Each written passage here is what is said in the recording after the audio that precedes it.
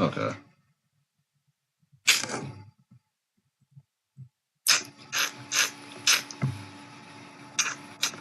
It's going to be super interesting because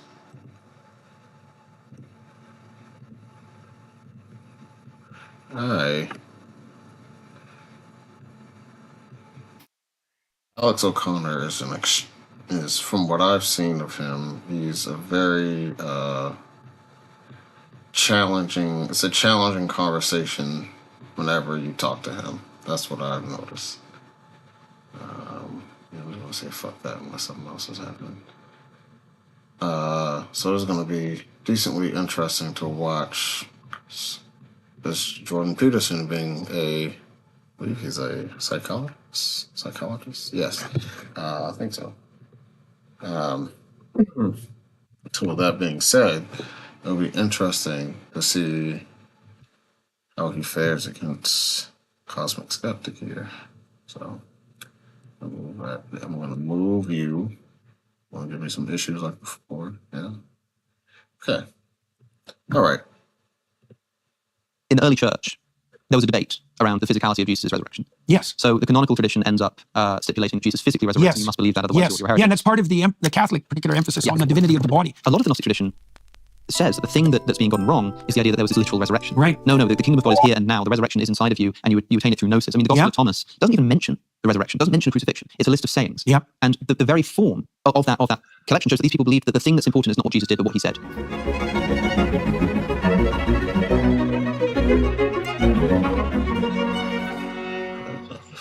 So I'm here today speaking with Alex O'Connor, who's flown in from London. I'm in LA. He's known also as Cosmic Skeptic, and he runs a podcast within reason. And so you can subscribe to and listen to that podcast, watch it on YouTube. Alex was recommended to me by a friend of mine, John Vervaeke, who was a professor along with me at the University of Toronto. I've had a lot of different public events with John, many conversations. And Alex has interviewed many of the people that I'm interested in, including Richard Dawkins, and he is very interested in religious matters, although he's not a Christian. And we believed jointly that it would be useful for us to meet and to hash out our differences in viewpoint and similarities and see if we can get together and move together somewhere valuable and enlightening. So that's what we're trying to do.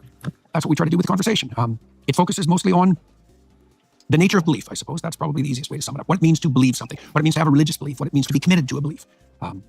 We talk a fair bit about the distinction between, let's say, the distinction between fact and fiction, and the idea that fact reflects the real, but so does fiction. And so, welcome to the discussion of all that.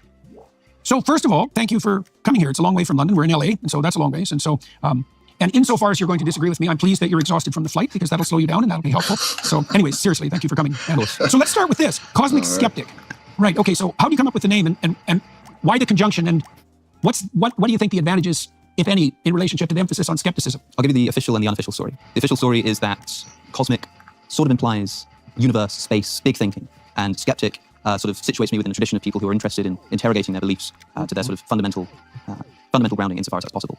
And skeptic is spelled with K because most of my listeners are American. The unofficial answer is that when I was younger, I knew a guy who was a musician and started a SoundCloud account with the word cosmic in it. And I thought, hey, that sounds like a cool word. And I was starting a YouTube channel. I wanted something that sounded cool. And I thought skeptic sounded cool next to it. And I spelled it with a K because I got it wrong. I see. Okay. Well, who knows the actual derivation? And it's a good combination, though, because it's catchy. So that's nice from the marketing side. But it also has this, it's an interesting allusion to the combination of revelation and critical thinking that actually makes up actual thinking, right? Because the problem with being concerned with a vast plethora of ideas is that many ideas are misleading and wrong. And so you have to learn how to combine that openness and curiosity with the capacity to separate the wheat from the chaff. Yeah. And that's the utility of skepticism. I mean, it can degenerate into a kind of argumentative nihilism. That's the downside. But properly applied, it separates the wheat from the chaff, right? And the purpose of that is to keep the wheat. Well, skepticism can only ever be essentially destructive because you're being skeptical of something. Somebody's putting something forward and you're sort of responding to that with skepticism. I don't know if I could ever say that skepticism, because if you want to say extreme skepticism, I would just call that cynicism. I wouldn't even put those two words into anything. I guess it's called the ultimate skeptic or whatever, but like the ultimate skeptic's position is also true, but like not useful in the sense of it can't be used on the applied level, really. And so for a lot of people, if skepticism is the thing that you do, then you sort of end up chipping away and ending up with nothing, whereas skepticism is really supposed to be a tool that you use. It is destructive, but in the way that you might sort of carve a piece of marble. Yeah, right. You're intending to get a statue out of it. Yes. Well, that's the thing to always keep in mind, is skepticism in the service of something. Exactly. Yeah, it's a tool. It's a methodological tool. It's not a world. You mentioned too, and so I'm interested in your progression in your thinking in relationship to that, because you mentioned just before we actually went on air that had you come to see me a couple of years ago, you might have been more inclined to, I'm putting words in your mouth to some degree, so correct me if I'm wrong, to strive for a victory or to make your point, something like that. And you alluded to the fact that your thinking around that has changed to some degree. I suspect that's probably a consequence of experience. So what's changed?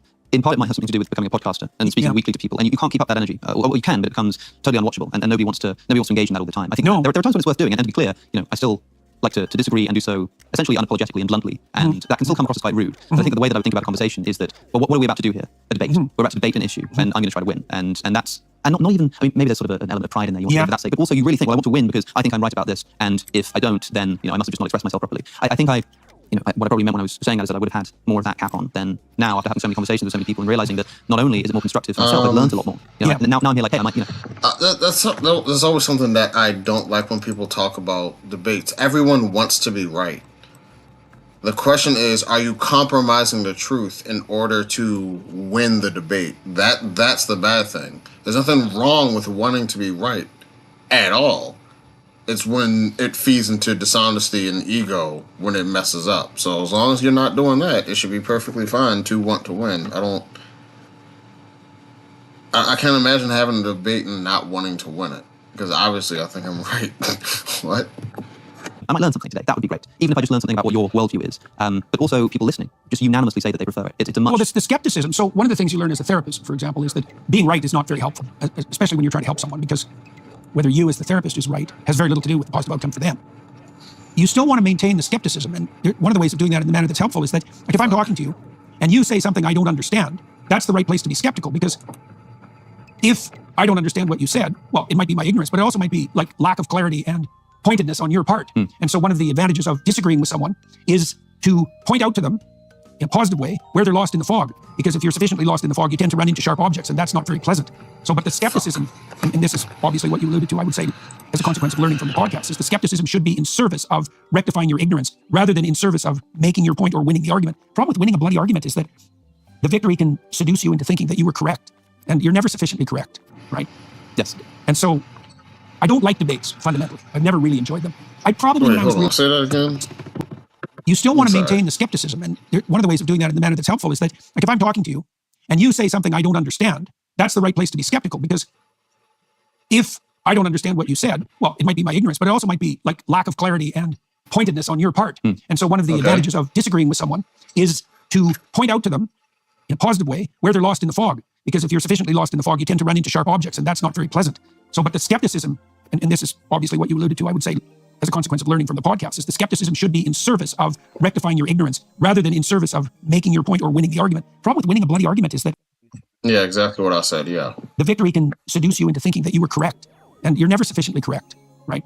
Yes. And so I don't like debates, fundamentally.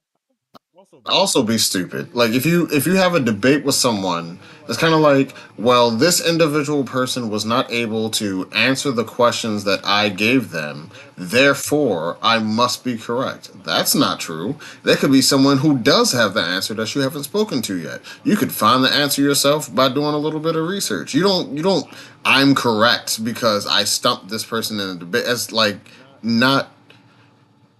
that's not true. If you think that way, you're wrong. I've never really enjoyed them. I probably, when I was really young, before I stopped doing this when I was about 23, I would take a certain amount of pleasure in being able to obtain intellectual victory. It was also a way I defended myself when I was young, and it was effective. But it's not the optimal way to conduct a conversation. This is one of the reasons why people like Rogan are so successful. Because Joe pushes point, but he always does it in the service of learning. Yes. He doesn't do it in the service of victory. Yeah. I think you've probably put your finger on it there. But what you were saying a moment ago about precision, about sort of thinking clearly and understanding somebody else clearly. I think the reason why I'm excited to speak to you today is because you're someone who celebrates. Hold on, I've never seen this before. I guess because I got 3 of the same one. I've never actually seen this in this game. This is the first time this has happened for me. I've never got 3 of the same exact thing. So to do this on stream, I'm guessing this is a good sign. Okay, so I got all the MA I wanted. AP, yeah, pretty much just got my stats way the fuck up. Hell yeah. Give me that shit. but that's not why I talk to you. So being precise in your speech, and I've always appreciated your desire to make sure that you're really understanding what somebody else is saying. I've made attempts in the past to, I mean, my channel is mostly focused on philosophy of religion. Yes. And I've made attempts in the past to try to understand your worldview. Yeah, your I watched religious some of worldview. them. And I made a video essay. And some of the things I said there, I think, at least one thing in particular, I probably think I was wrong about. But what I was trying to do there, I've seen that people would ask you on interviews and podcasts, do you believe in God? Do you think that Christianity is true? And it was you would sort of struggle to answer the question. And I thought to myself, well, people come at the question with a priori commitments about what they think truth constitutes. Yeah, that's a big problem. There must be something important that's being left out of the sort of precondition of that question. I guess you should just focus on talking about what truth is first. Because that's not an easy question, actually. Professional conversation. If it's so unimaginably difficult to answer, Well, I'll give you an example. I watched that essay this morning, right? And I also wanted to talk to you about your discussion with Dawkins. Yeah. So people ask me, for example, do you believe in God? And I think, well, I don't know what you are driving at with that question, because I don't know what you mean by believe. Most people, modern people, believe that a belief is a description of accordance with a set of facts. Sure. Right? Well, I don't think that's what belief means in the religious sense in the least. So I just think that's a non-starter. It has something to do with what you act out, right? It has to do with what you believe is what you're willing to die for, fundamentally. It's what you're committed to, or live for, if you think about it. What you're not necessarily what you're willing to die for. Oh my God. No, I wouldn't say that strong. Is what you accept to be true at the time. That's it. What you accept to be true. Everything that you know is also what you believe. You can't know something but also not believe it.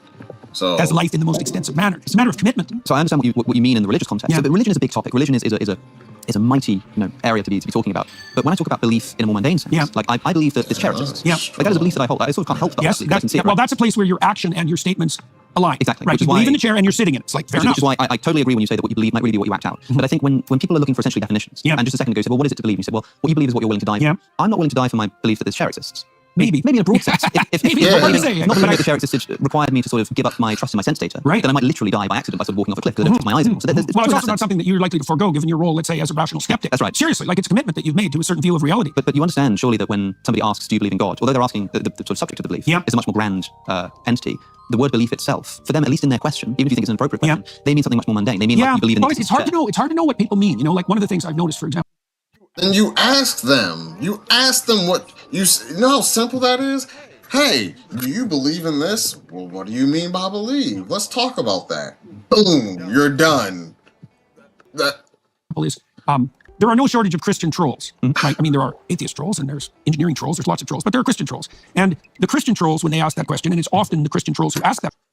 I'm sorry. I feel like you can figure out if someone, by the way people, especially if you're engaging in person, the way that people ask you questions while they're sitting in front of you, you can tell if it's like they're actually curious and they want to know, or if it's just like they're playing games and they're trying to do you can tell. Don't just be like, well, because the question was asked, it must, because I know a lot of trolls do this, I'm just going to start off with like, if I hear that question, just like, was there other things? Do you know history about this person to suggest that? Because if he asked you that, if ComsicSkeptic asked you that, would you still be like, well, I heard this question. I don't care what his background or what experiences he had or how much he thought about it. I heard the question, so. That question. What they mean is, are you in my club? Exactly. Right. And my answer is, I'm not even sure you know what club you're in. So there's a trap in the question, which I don't appreciate because I don't like questions that have traps. So you ask. Now, not everybody who's asking that question has a trap, but many people do. And so I find that off-putting, let's say, because it's manipulative. In terms of that descriptive belief, that's something we could go into. I think we should do that because it does get to the core of the matter that you were attempting to untangle, let's say, in your essay. Yeah, I mean, my understanding of and I had to sort of piece together different things you said in different interviews. And I suppose the reason I had to do that was because I didn't have you in front of me. So I'm grateful to have the opportunity now. It seems to me that when you speak of God, you mean something like that which is at the, I don't know if you'd say the basis or the top. The basis or the top. Both metaphors. Of a value hierarchy. And it begins with the recognition that anything that anybody does requires some kind of value. Even just to do something as simple as sitting in a chair or picking up a glass. Well, you don't do anything without it being oriented towards a value. Exactly, right. And so even to perceive the glass is something you've spoken about before. Why do I see the glass as one object? Even though it's got multiple parts, it's got a side and bottom and top, I see them together in a way that I don't see the cup and the table as one object. Well, you said before, it's because I can grip it. It's sort of functional. It's because I can use this cup. And the reason that I see it in that way is because I can then drink from it. And the reason that I want to do that is because I sort of value my health. And there's sort of a value regress that goes on. Always. And more broadly, this comes out in the question of why you're writing an essay to get a good grade, or why you want a good grade to get a good job, why you want a good job to get money, and you keep going back and back. It has to terminate somewhere. That's right. Because otherwise there would be nothing to sort of lend that value. Well, otherwise you'd always be in an infinite regress. Right? You just die of questioning. Yeah, you literally, it's the kind of regress in which the value that you have for A actually borrows the value from B. You don't value A at all. Sometimes I wonder what it is about an infinite regress that makes humans so I don't want to load it, but it makes people like they need to have an answer to it. Or it's like sometimes it's like, what's wrong with the infinite regress? Like, why is that? Do we have any reason to think that would be impossible? We don't know. We don't know if it's impossible. So, like the need to find an answer that's not that. It's like, where does that come from? Like, it could be infinite, but we're like humans, and maybe it's one of those things that we won't ever have access to. But it's just like, what are you going to do with that information? What are you going to do after you find that out? Like, oh wow, it is infinite. Time to go back to doing what the fuck I was already doing. Like, tool without B. So it doesn't get it without B, and he doesn't get it without C, and C doesn't get it without D. So if I went on infinitely, there's nothing to give the entire sequence value in the first place. Right. So there's got to be something in the basis here. And then you said, at least on one occasion, that we'll call that place, whatever's at the top there, we'll call it the divine place. And you said we'll make that that's a matter of definition. Yep. Now, I'm fine with this. Yep. But it seems to me that what you're doing is you're giving a definition of God that makes him, partial or makes it, him, whatever, unavoidably exist, and also makes a quite different entity to the entity described by a great deal of, for instance, your Christian.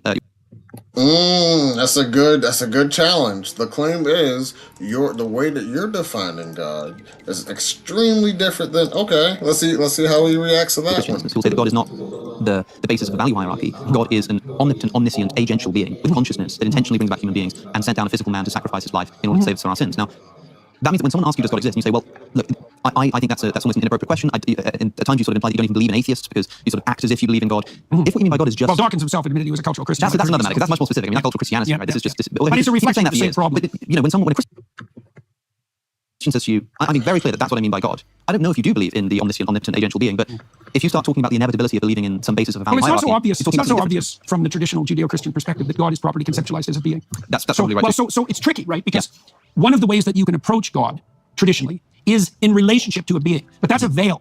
So why do I say that? Okay, so let's speak about it religiously. I would say, before he even goes on, I would say the way humans can better interpret themes, archetypes, emotions when it's in the context of another entity, another person, another persona, another identity. They can connect to that. So if you explain something through if you anthropomorphize something, then that helps people like really grasp whatever you're looking for. And if you can combine that with a set of principles and morals in the way that religion does, you can first, then we can speak about concept. Other than just like abstract stories about like whatever you were trying to teach, but imagine there was no God figure in it. It probably would not be as convincing to as many people. So there's a tremendous insistence in the Judeo-Christian tradition that God is outside of the categorical structure, right? Like seriously outside. Elijah, the prophet, establishes that God is not in nature. He's not in the earthquake. He's not in the conflagration. He's not in the storm, right? So that doesn't mean that nature doesn't speak of God, but it does mean that whatever God is not in the natural world. Okay, now we can extend that. Not bound by time, not bound by space. Well, does that make God a material object? Because when people say, is God real, which is a variant of the question, is do you believe in God? It's like, well, God's immaterial and outside of time and space. So if your definition of real is material things in the domain of time and space, then we're not talking about the same thing. Now, usually people are... That's true. That is true, yeah. That your definition of real would be limited to the ability to measure, but what is measurable. Yeah, okay. Will approach that question of belief with some materialistic framework like that in mind, even if they don't know it. Yes. The Christians, let's say, who put this question forward in the hope of getting the answer they want to hear, are materialistic and enlightenment minds, even though they don't know it, because they have an implicit definition of what constitutes real. Is God real? It's like, no, God's hyper real. That's not the same thing. I think that the physicality of God is an interesting question. Yeah. In the Old Testament tradition, it seems to evolve as far as I can see. If you look at some of the earlier descriptions of God, you've got a God who walks through the Garden of Eden. You've got a God who has a council of angels and the accuser. You have a sort of, it's being at least conceptualized as a much more physical being. And as time goes on, God becomes less localized. And I've heard a lot of theories as to why that's the case. I've just done an episode of my own show. I'm not sure that's true. Exactly. I don't think there's a clear historical progression like that. There is a constant tension between God as ineffable and then God as manifest in a manner that's comprehensible, right? And so Mircea Eliade had mapped the consequences of this out to some degree. So he was very interested in Nietzsche's proposition that God had died. Most people, including Nietzsche, regarded that as like a unique historical event. There was a religious tradition, the Enlightenment arose, in consequence, we became skeptical about God, and in 1850, the philosophers decided that he was no longer necessary or real. But Eliade, who is a brilliant historian of religions, has noted that this has happened many, many times, that God has vanished, disappeared. And one of his explanations for that is that a God that's too ineffable, so that's completely outside of the categories of time and space, let's say, and who doesn't make himself present as a being, who doesn't have a heavenly council, who has no hierarchy between the pinnacle and earth itself, tends to float off into space. It becomes so abstract that you can't have a relationship with it, and then he disappears. In many ways, this is what Christianity provides with the New Testament and the figure of Jesus. And that's why I think for a lot of Christians, the more important question for you, and the question that they're interested in, and you're quite right that a lot of people are like, I want to get you on my team. Yeah. I have no dog in this fight. I'm not a Christian. But I know that a lot of Christians are frustrated when they begin asking about Jesus, who's a much more physical entity. Right? It's a real human being. It's someone of flesh and blood. It's someone who's physically crucified by the It's a very different question. It's a very different question. and then is seen as a physical entity, at least according to the canonical tradition, by his disciples after he died. Yeah. So when somebody asks you, do you believe that happened? And when I've seen you ask about that question, you tend to still speak in terms of the psychological and the mythological. I think the frustration is that, as you've just said,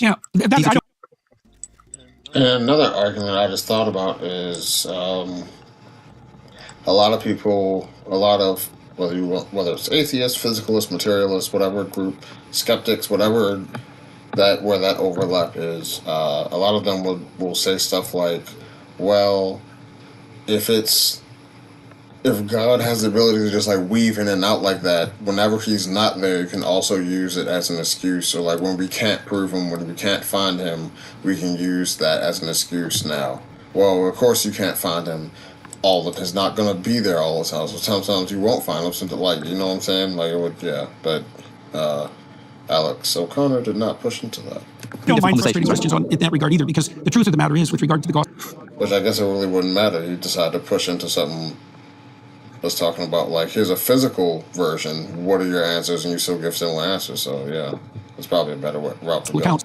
A human being. It's someone of flesh and blood. It's someone who's physically crucified by it's a very different question. It's a very different question. And then is seen as a physical entity, at least according to the canonical tradition, by his disciples after he died. Yeah. So when somebody asks you, do you believe that happened? And when I've seen you ask about that question, you tend to still speak in terms of the psychological and the mythological. I think the frustration is that, as you just said, I don't find frustrating questions in that regard either, because the truth of the matter is, with regard to the gospel accounts, that the mythological and the historical are inextricably cross-contaminated. Sure. There's no pulling out the historical Jesus, right? That's a non-starter.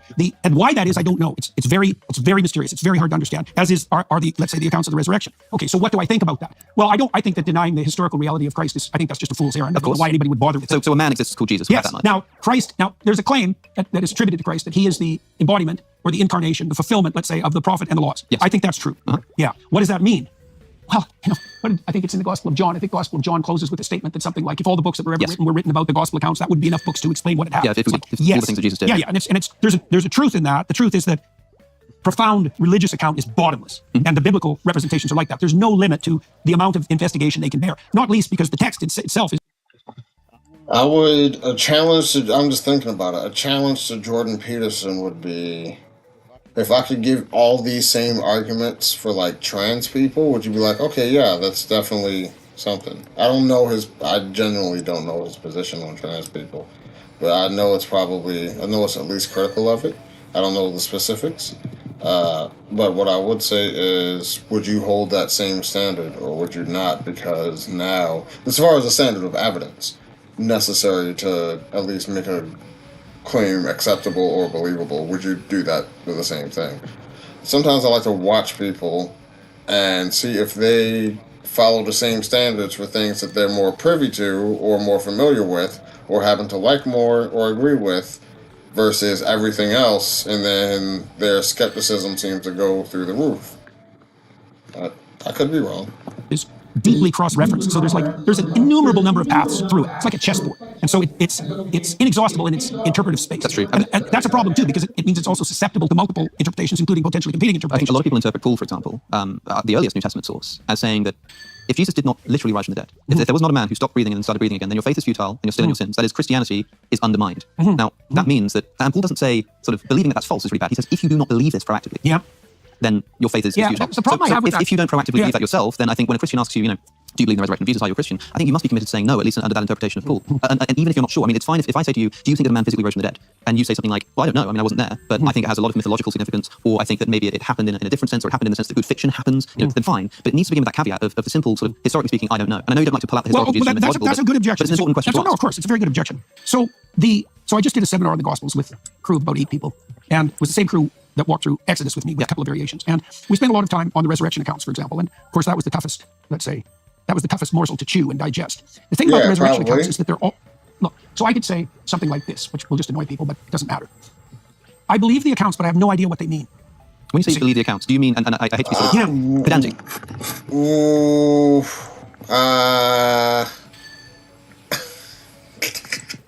see, the reason why I'm laughing is because, like, people will give him this answer. It's like, what I'm trying to think about, when I really try to, like, just question people's, like, the way they think about things, and it's, wrong skill.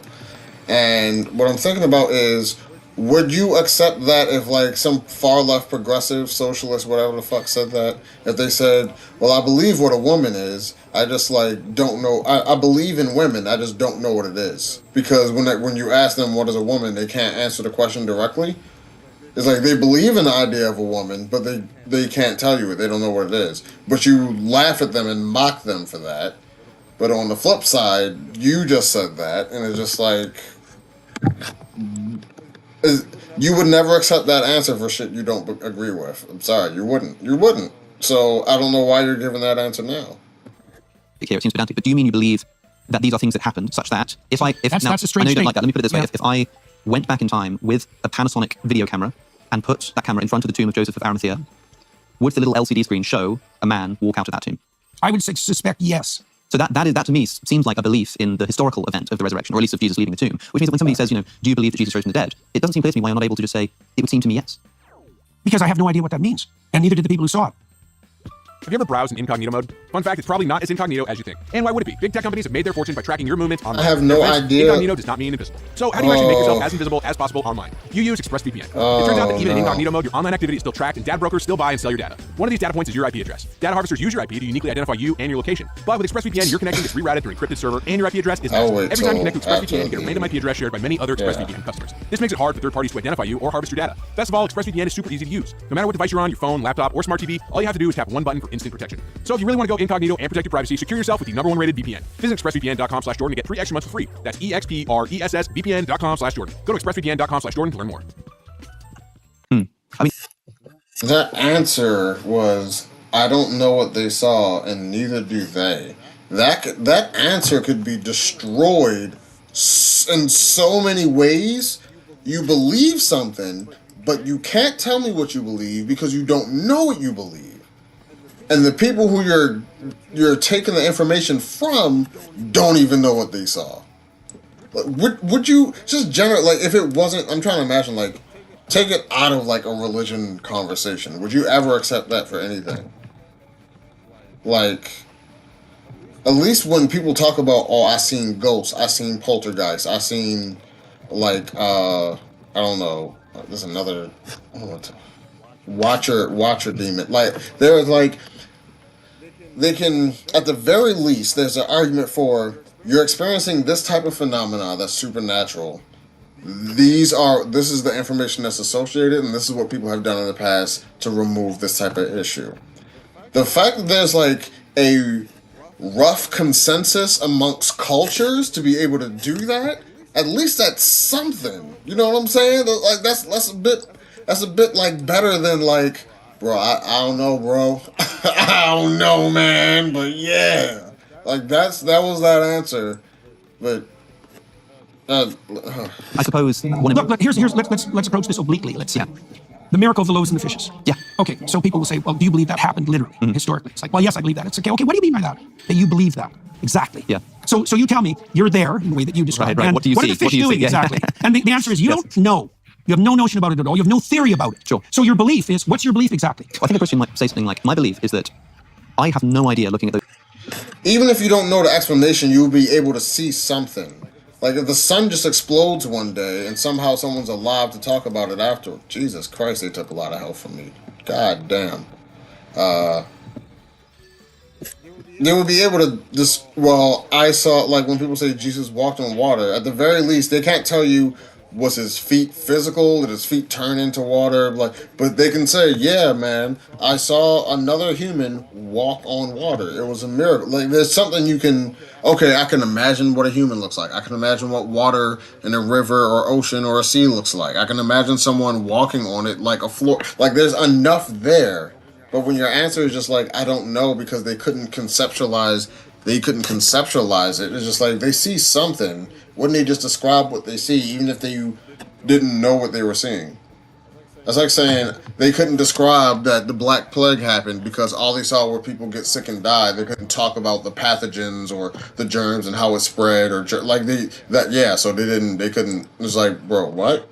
Those fish, what I would see in the process of them being converted into enough food for the 5,000 to eat, I have no idea what I would see. But I do know that what I would see is the fish end up being spread amongst the 5,000. In the same way, like if I opened up the water jar, what would I see when the water became wine? I have no idea. Does it sort of blend from one color into another? Does it suddenly snap? Does it disappear and then reappear? I don't know. But what I do know as a Christian is that I would see something at some event in which when I look at the beginning it's water, when I look at the end it's wine. And I mean actually, I don't mean that Jesus turning water into wine is some kind of, inextricably mythological story, and the question of whether it happened sort of doesn't matter, or maybe it happened in a meta manner, or maybe it happened in a hyper reality. I would be. I'm more inclined rather than to believe. I'm more inclined to understand. And then when I hit the limits of my understanding, I think I don't understand that. Now, do I believe it or not believe it? I think often, especially with regards to biblical matters, let's say, I have a suspension of belief and disbelief. Yeah, and that's fine too. I think part of the reason that I've been able to be an effective interpreter of the biblical texts and a relatively scientific interpreter is because I approach the texts with respect. The same respect that I would approach a lab animal. It's like, I don't know what this is. Like, I seriously don't know. And I'm not going to come at it with axiomatic assumptions that are unquestionable. I'm going to try to see what's right in front of my eyes. I'm going to try to see what mystery reveals itself if I take this phenomenon seriously. This is one of the things that I find puzzling, for example, about Dawkins, because Dawkins formulated the idea of meme, which is, by the way, the same idea as archetype. It's exactly the same idea, except he just stopped. It's like, okay, there are memes. They're selected for. Okay, selected on what basis exactly? Does that mean there's a hierarchy of memes? Are the memes that are conserved more likely to be, what would you say, viable organisms? And if they're viable organisms, are they microcosms? This is really interesting in terms of the survivability, because there's a point, I've spoken to Richard Dawkins, well, a number of times, but twice on my podcast, and the second time somebody pointed out to me that there might be a point of agreement between you two that has been overlooked, which is that, I don't know if you've ever come across the evolutionary argument against naturalism, or the argument from reason, the idea that if you're a materialist, you can't trust your reasonable faculties. So Alvin Plantinga formulated this very well, very, very geniusly, I think, in saying that if you believe that evolution by natural selection happens materially, what does natural selection select for? Survivability. So if you're a materialist, that means that the very rational faculty that you're using right now evolved not to be sensitive to truth, but to survivability. Yes, that's and right. if that's the case, well, why do you believe in the truth of evolution? Well, because you've been rationally convinced of it. But the thing that you've just assented to, the belief itself has just undercut the process by which you think that look, there's a whole, the New England pragmatists figured this out in like 1880. Yeah, no, I think this is fascinating. I think it really is just it is. It's exciting. It's novel. That's for sure. And That's for sure. It's actually a point where Darwin and Newton do not come together. Because if that's the case, well, say viable organisms? And if they're viable organisms, are they microcosms? This is really interesting in terms of the survivability, because there's a point, I've spoken to Richard Dawkins, well, a number of times, but twice on my podcast, and the second time somebody pointed out to me that there might be a point of agreement between you two that has been overlooked, which is that, I don't know if you've ever come across the evolutionary argument against naturalism, or the argument from reason, the idea that if you're a materialist, you can't trust your reasonable faculties. So Alvin Plantinga formulated this very well, very, very geniusly, I think, in saying that if you believe that evolution by natural selection happens materially, what does natural selection select for? Survivability. So if you're a materialist, that means that the very rational faculty that you're using right now evolved not to be sensitive to truth, but to survivability. Yes, that's right. Okay, so far, yeah. That's the case. Well, why do you believe in the truth of evolution? Well, because you can. Then why do you believe in the truth of evolution? Because why now? You're using right now evolved not to be sensitive to truth, but to survivability. Yes, that's and right. if that's the case, well, why do you believe in the truth of evolution? Well, because you've been rationally convinced of it. But the thing that you've just assented to, the belief itself has just undercut the process by which you think that belief. There's a whole. The belief itself undercuts the process. I don't even think I understand. I guess I need to hear that. I don't think I understand. Trust your reasonable faculties. So Alvin Plantinga formulated this very well, very, very geniusly, I think, in saying that if you believe that evolution by natural selection happens materially, what does natural selection select for? Survivability. So if you're a materialist, that means that the very rational faculty that you're using right now evolved not to be sensitive to truth, but to survivability. Yes. Yes, but it's not to be. Yeah, sure. It's not to be. It's not evaluate or like we're not evolved to evaluate the truth. It's for survivability, yes, but it could be possible that moving towards survivability, one of the ways that we do that is discovering truth. Like it doesn't. It's possible to be like, we want to survive. Well, the truth is humans don't mix well with fire. Most animals don't, or they'll die. That is a fact of life. That if you're just in fire, for most animals and species across the world, you will just die. Is that me accepting something because it's my brain has been evolutionalized to accept that as rational, or is it still true whether I believe it or not? The process of what we have defined as life in animals and organisms and whatnot that process will either cease or end or be halted by being in fire for a long time. If there were no humans in the world and lightning storms happen and cause fire to forests, it's not true, or there's no way to talk about whether it be true or not that animal. Like I just don't see how that. I don't think that follows personally, but and if that's the case, well, definitely. Why do you believe in the truth of evolution? Well, because you've been rationally convinced of it. But the thing that you've just but you've been rationally convinced of it. That doesn't mean it's necessarily wrong, or whether or not humans accept something doesn't make it a fact or not. That's not what makes it a fact, but it could be a fact. Whether there are things that are probably we accept now as the truth that we just haven't we've gotten wrong, but it's like still a fact in another way. We've just defined it as a way as, oh, we see this part of the picture, so this is what we're defining as truth, but this thing isn't correct. We see the tail of an elephant, and the elephant is true, but all we see is the tail.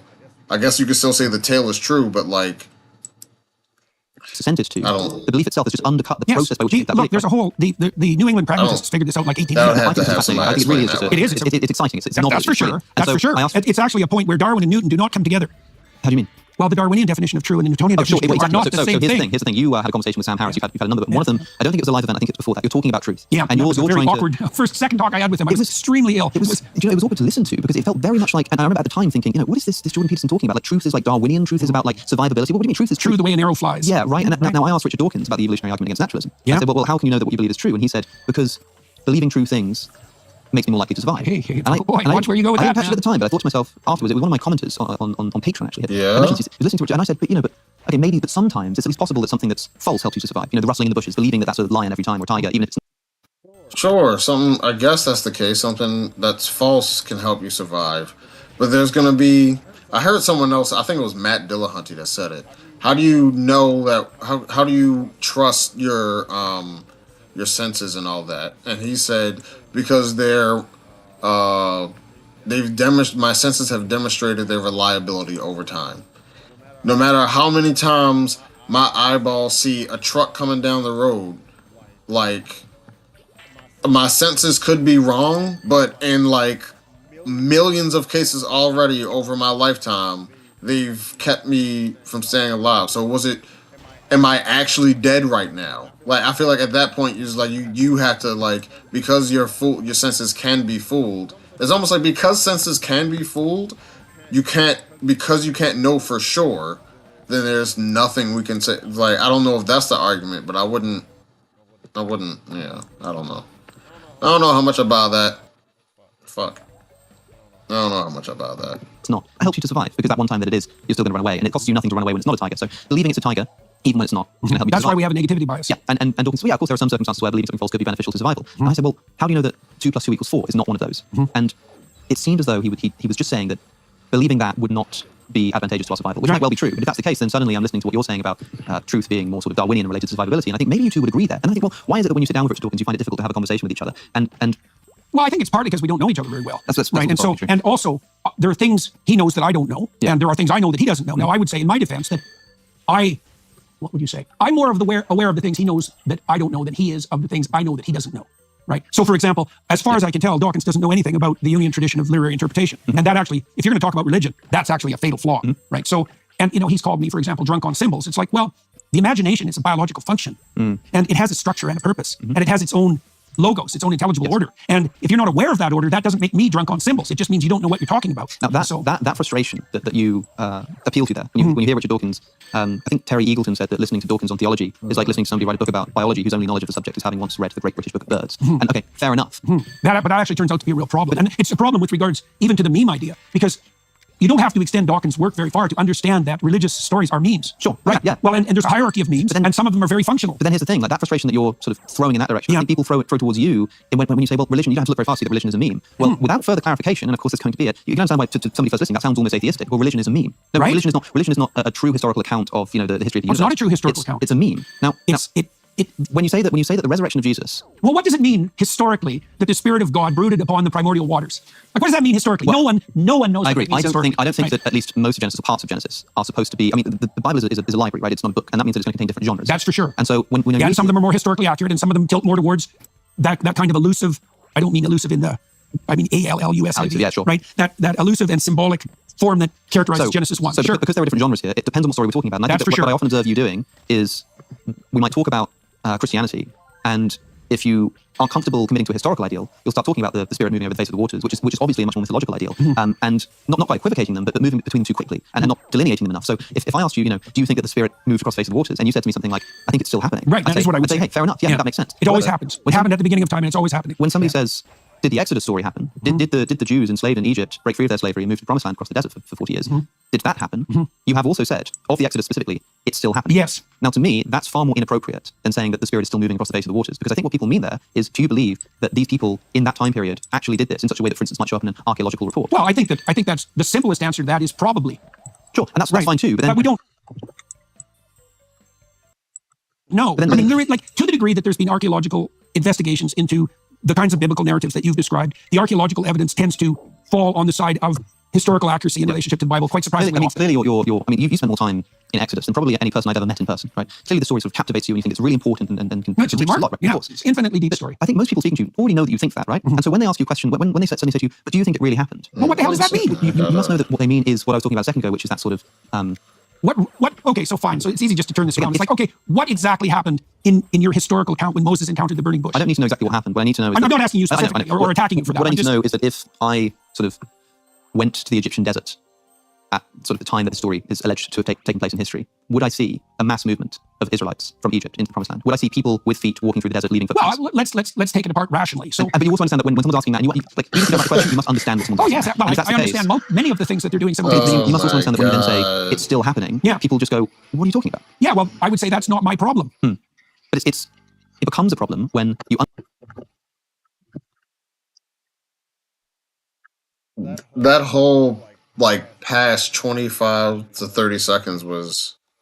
I don't need to know exactly what happened. What I need to know is... I'm not asking you specifically or attacking you for that. What I need to know is that if I sort of went to the Egyptian desert at sort of the time that the story is alleged to have taken place in history, would I see a mass movement of Israelites from Egypt into the Promised Land? Would I see people with feet walking through the desert, leaving footprints? Well, let's take it apart rationally. So, but you also understand that when someone's asking that, and even if you don't like the question, you must understand what someone's asking. Well, I understand many of the things that they're doing simultaneously. You must also understand that when you then say it's still happening, people just go, what are you talking about? Yeah, well, I would say that's not my problem. But it becomes a problem when you understand that someone's asking a quite banal historical question. Yeah, but you don't get to do that. But why not?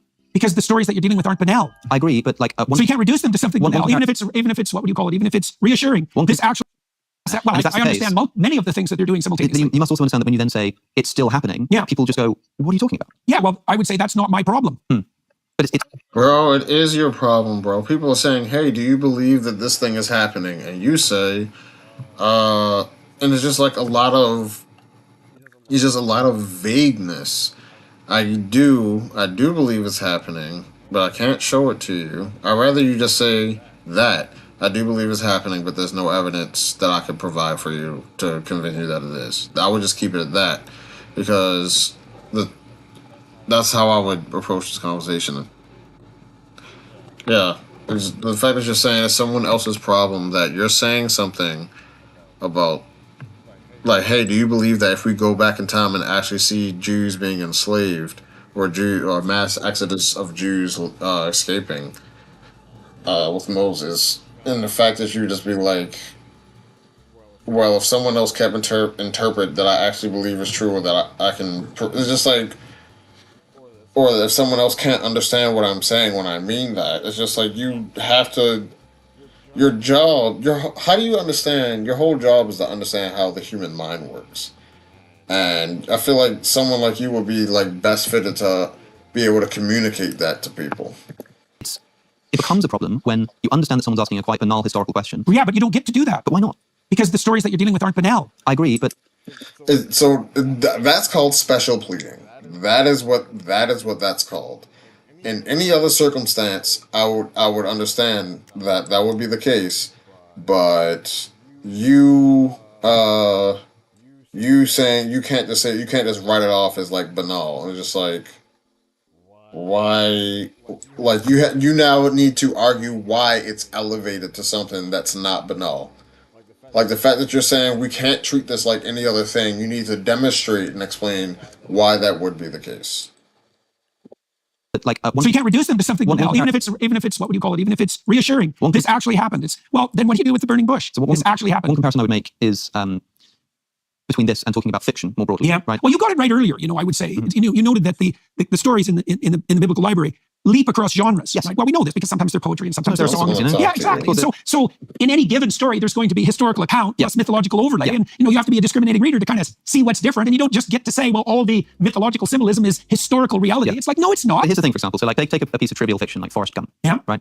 We say like, okay, did that happen? Now, I think that what you probably say is something like, well, I don't think the events literally occurred, but I think that they obviously get at something that's sort of perennially true about human nature. Right, exactly. That's right. So they happened. They existed as a pattern. But there's a scene in Forrest Gump when I think he meets the president. Is it JFK at the time? I think he goes and meets John F. Kennedy. Yeah. And so I said to you, well, is JFK that specific part of that story? Is it true that JFK was the president? Right. And you would probably just say, yeah. Yeah. You wouldn't say anything more complicated. And even though the subject as a whole, like, is Forrest Gump true? Is Hamlet true? That's a complicated question. Very. But specifically, when I say, but interestingly, there's this little point I want to make in this board discussion. Do you think that JFK was actually president? Yes. Why do you think it matters to people? Like, I don't know. These are ancient accounts. Maybe that's the biggest problem. Maybe that's the biggest problem that you have with people who are asking these questions. It is. And what point are you trying to make here? So the point is, I know what the point usually is the people who are asking the question believe that true and unerringly means objectively happened in history, like the things that we're seeing right now happen. Yeah. It's like, well, no, that's not what those stories are like. For me, some of it is, but for a Christian, when asking that, it's probably because for them they have an understanding of Christianity that requires believing in that kind of truth. For me, and the reason why I hope that like me asking these questions will be less frustrating to you is because I have no desire for that. I don't care about that. I'm genuinely just interested in what you think. Yeah, and so my desire to know whether you think Exodus historically happened goes no further than a point of interest about your beliefs. Well, so there's elements of especially the setup to the Exodus story that strike me as very, very plausible. This person is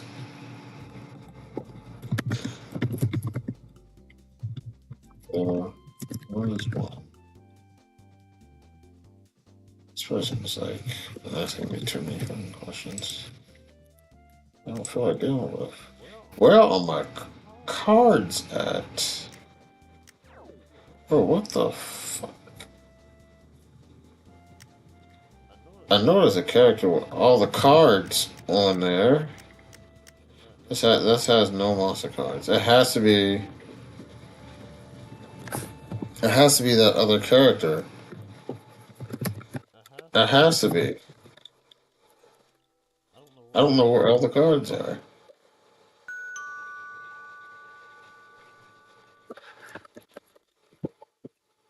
Okay. I don't have any. Oh, I got 15. Okay. Fucking shit. This person keeps talking to me, I'm sorry. Jesus Christ.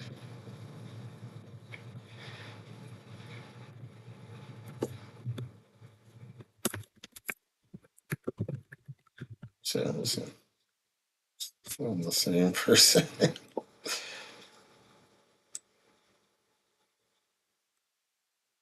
Okay.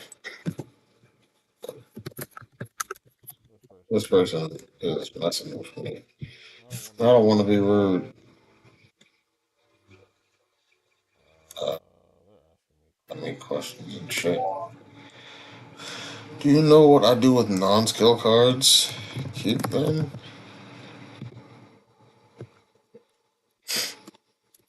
Yeah. Oh, fuck.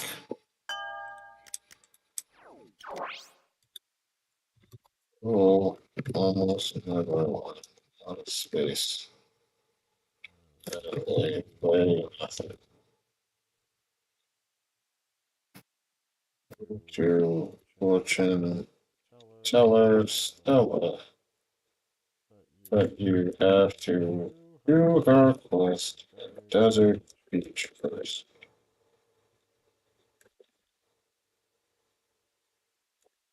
Shit. You will.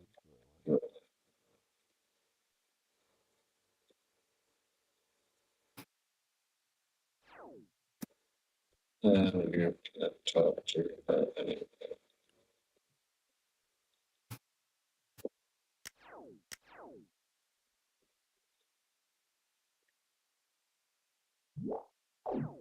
Okay. Jesus. Fucking shit. Plane.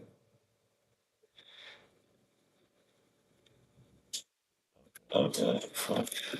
This person is distracting the hell out of me. Okay. There we go. That's all I wanted to do. That's all I wanted to do.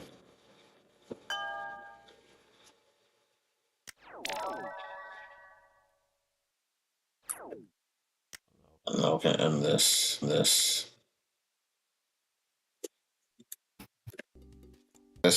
Historically. So, for example, what point are you trying to make here? So the point is, I know what the point usually is the people who are asking the question believe that true unerringly means objectively happened in history like the thing.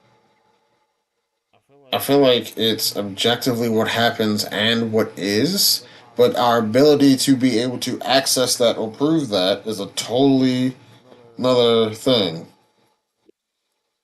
Right? Some of it is, but for a Christian, when asking that, it's probably because for them they have an understanding of Christianity that requires believing in that kind of truth. For me, and the reason why I hope that me asking these questions will be less frustrating to you is because I have no desire for that. I don't care about that. I'm genuinely just interested in what you think. Yeah, and so my desire to know whether you think Exodus historically happened goes no further than a point of interest about your beliefs. Well, so there's elements of especially the setup to the Exodus story that strike me as very, very plausible historically. So, for example, the Jews before the Pharaoh of that time were under the guidance and protection of Joseph and the previous Pharaoh. And they regarded the Israelites as benefactors because Joseph had helped save the kingdom and his people were welcome. But that was forgotten. And so the new Pharaoh and the new Egyptians regard the appallingly successful Jews as destructive interlopers and they make them slaves. It's like, well, can you believe that? It happens all the time. Sure. It's happening right now. So it's very plausible. In this particular case, saying it's very plausible. It's like saying something like, well, yeah, it could have happened. I don't know. Well, I don't know. So when I don't think anybody knows. So when somebody asks, did the Exodus really happen? That word really, when they say, really is the if I said, did the Exodus happen? And I understand why you would then say, well, you've got to understand what kind of story this is. Fine. Yes. But then somebody says, yeah, but did it really happen? Well, which parts of it? Even if they're not expressed with a friend of mine, I said, I'm speaking to Jordan Peterson tomorrow. I was thinking, how can I prepare for this? And we ended up, with my friend Sheehan's name, we ended up having a conversation about whether Hamlet is a real person, right? And that was probably better preparation than anything else I could have done. Yeah, that's a good question. So take, if somebody asks, was Hamlet a real person? Sort of naively, I say, have you heard the story of Hamlet? Oh no, is that a real person? I would say no. However, there is a sense in which, and I'm trying to understand what you're saying, there is a sense in which there are a lot of characters, infinitely many characters that Shakespeare never wrote about. Yeah. Right? Those characters seem to exist less than Hamlet does. Yeah. Even if Hamlet exists less than Jordan Peterson and Alex O'Connor do in the Hamlet might exist more than me and you. Well, okay. One of the things you see how he didn't answer that question? That was a good question. Hamlet might exist, and he's like, and his response is more than me or you. That was your chance to the fact. Oh God. What?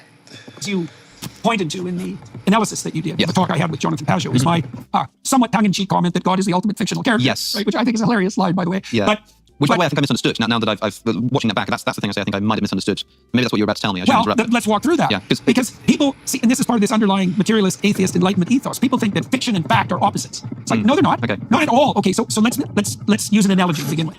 What's more real, things or numbers? Mm-hmm. Okay, now I'm not going to make a case for either of those positions. I'm just saying that's an actual question. Yeah. You talk to mathematicians, they think, well, numbers are way more real than things. Things are evanescent. They disappear. They flash in and out of existence. Numbers are permanent. Yeah. And then you could think about it biologically. It's like, well, how useful is numeracy to survival? Yeah. Very, right? When you become numerate, you're powerful in a way that the mere grip you have on the individual facts doesn't afford at all. So there are forms of abstraction that are clearly more real than the things from which they're abstracted, or at least as real.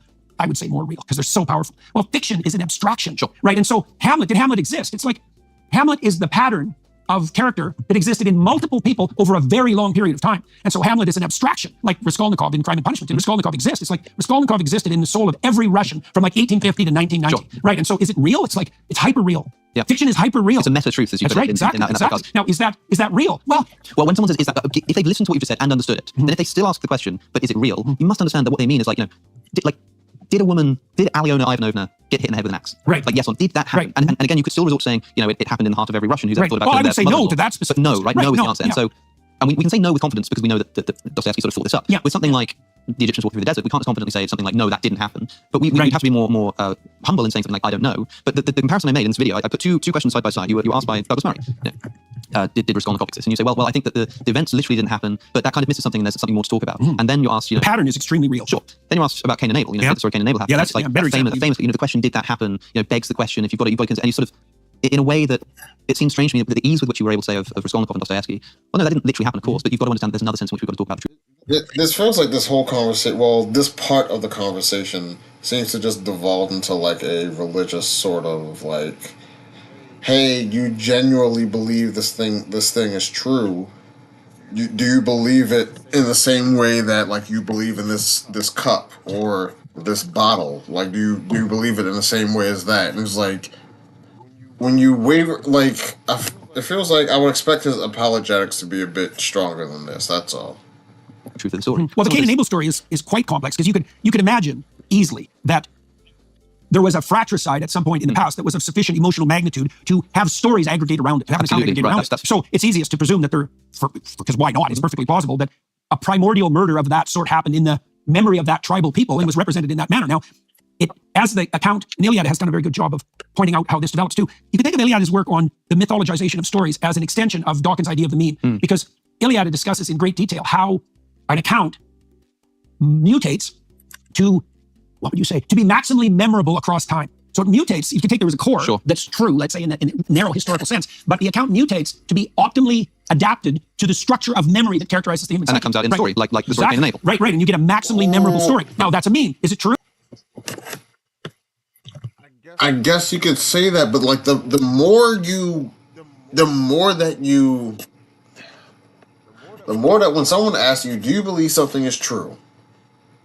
The more that you abstract it and make it like amorphous, the more that you say it can change, it changes over time, the more that you say it can't be like, basically the more you say that it can't be measured or contained or explained in a way that's like a consistent fashion, because like the more it's gonna sound like you're either making something up, you don't have a solid belief. It's just like you have to. What I would say is, I do believe that there is a God out there, and that God enacts its will through human beings on the ground. These human beings represent archetypes of values and important things that God wants to convey to us, but fuck.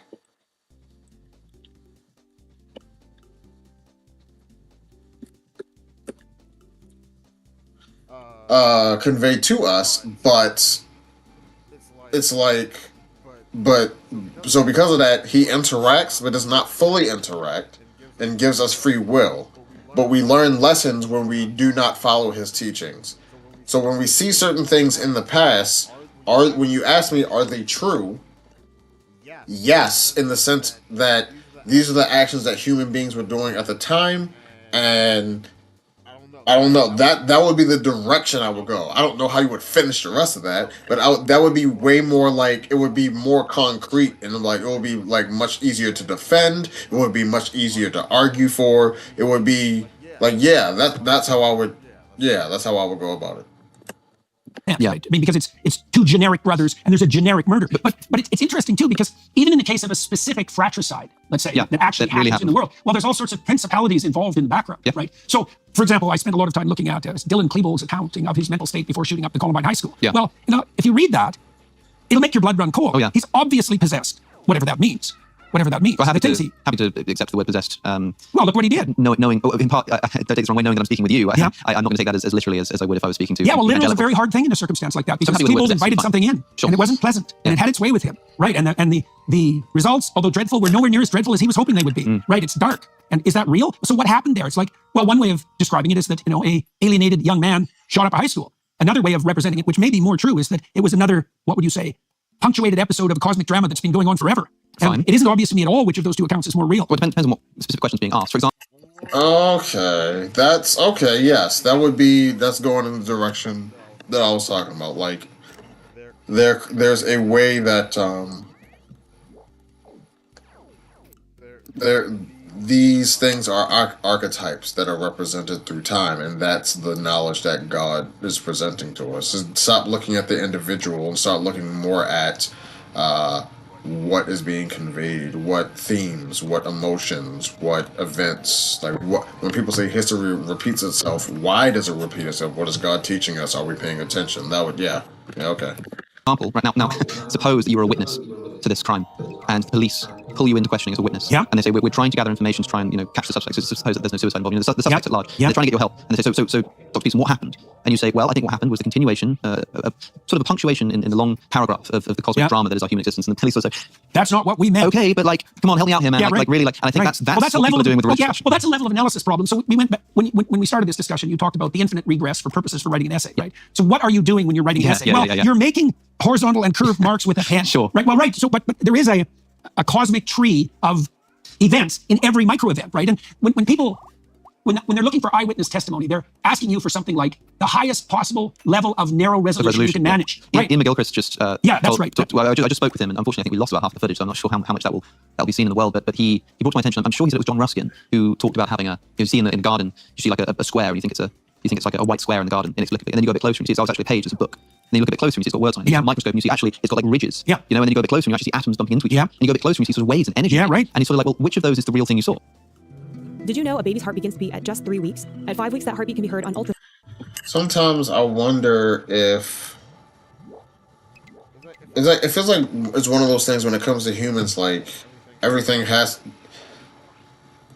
I understand that there's like a law of the laws of logic. Something can't be what it is and not what it is at the same time. But what if looking at something differently or measuring something differently can give us the perception of something being different than what it is? Like when we look at quantum mechanics, is it a wave or is it like is it a wave or is it particles? And it's just like depends on how you look at it. Like what? Like it's like that answer is just like for some reason it's just like we can't accept that. That can't possibly be an answer. That it could be something and it also could be something else. Like, or it would be that waves and particles are the same thing, but we just look at them differently. Like sort of thing. But I don't know, or depending on how we look at it, they appear different to how we see it. I don't know what people will say to that. Ultrasound, and this can sometimes be their only defense in the womb. That's where Preborn steps in. Preborn rescues 200 babies every day from abortion simply by providing mothers with an ultrasound. After hearing her child's heartbeat and seeing its perfectly formed body in the womb, she's twice as likely to choose life. By 6 weeks, the baby's eyes are forming. Yeah, propaganda. If you're gonna, how about this?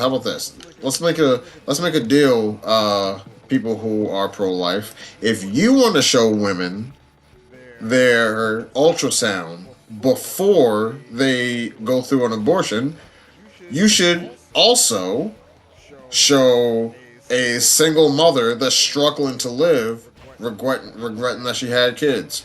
If you're gonna pull the strings in one way, you need to be fine with pulling it on the other way, or don't fucking do it at all. That's manipulation. Or if you're gonna manipulate, at least manipulate equally on both sides. Oh, you don't want to do that. Oh, isn't that interesting how you don't want to manipulate someone to make a decision that you personally don't agree with, but when it's a decision you do agree with, you will absolutely manipulate them and not give a fuck. Ain't that crazy? By 10 weeks, a baby is able to suck his or her thumb. Preborn needs our help to save these precious lives. For just $28, you could be the difference between the life or death of a child. And if you become a monthly sponsor, you'll receive stories and ultrasound pictures of the lives you helped save.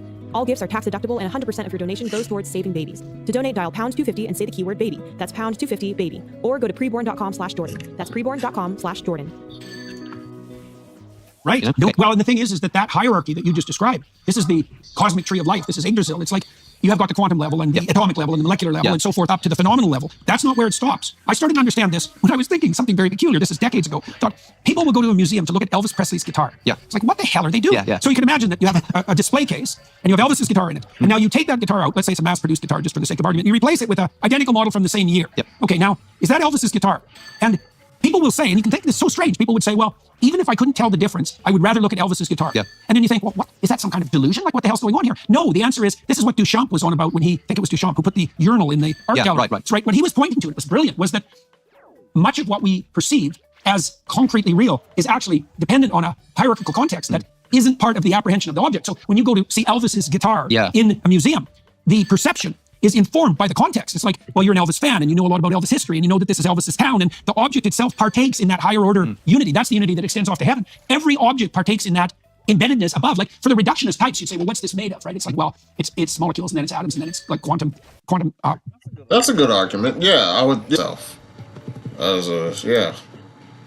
But then that can also be attacked as being way too amorphous to actually be anything. So that's, you can go back and forth on that. Whatever the hell exists on the quantum level, that's what this is made of. It's like, wait a second, it's on this table, it's in this room, it's of this time. That's all this thing too. Yep. You know, and that's the higher order conceptualization, but it's just as much part of the object. Yeah. And a reductionist view doesn't take that into account, and that's a big problem. I think it's true that, you know, looking at Ruskin's book, piece of paper, it would be silly to always say, well, what's that in the garden over there? Oh, it's a bunch of atoms bumping into each other. Right. That would be ludicrous. Right. Well, that's also, so back to our discussion of Darwinian utility. Yes. It's like, well, it's the wrong level of But functional look, analysis. surely it would also be inappropriate to do the opposite. That is, like, to always think at a higher resolution than people are obviously sort of practically trying to. So, for example, if I was close enough to see, and I was interested in what paper is made of, and I said, what is this? And someone said, oh, it's a white square in the garden. Yeah. So, well, that's inappropriate. You've gone too not high. helpful. You Yeah, need to okay. focus down, right? So- and I feel like where you might criticize the reductionist materialists for going to higher Narrow. resolution Yeah. or too narrow, Yeah. you go too wide on issues of religious historicity. Well, you want to hit the target squarely, right? And that's hard. So in the Sermon on the Mount, Christ addresses that to some degree. So his injunction for paying attention properly takes local and distal into account simultaneously.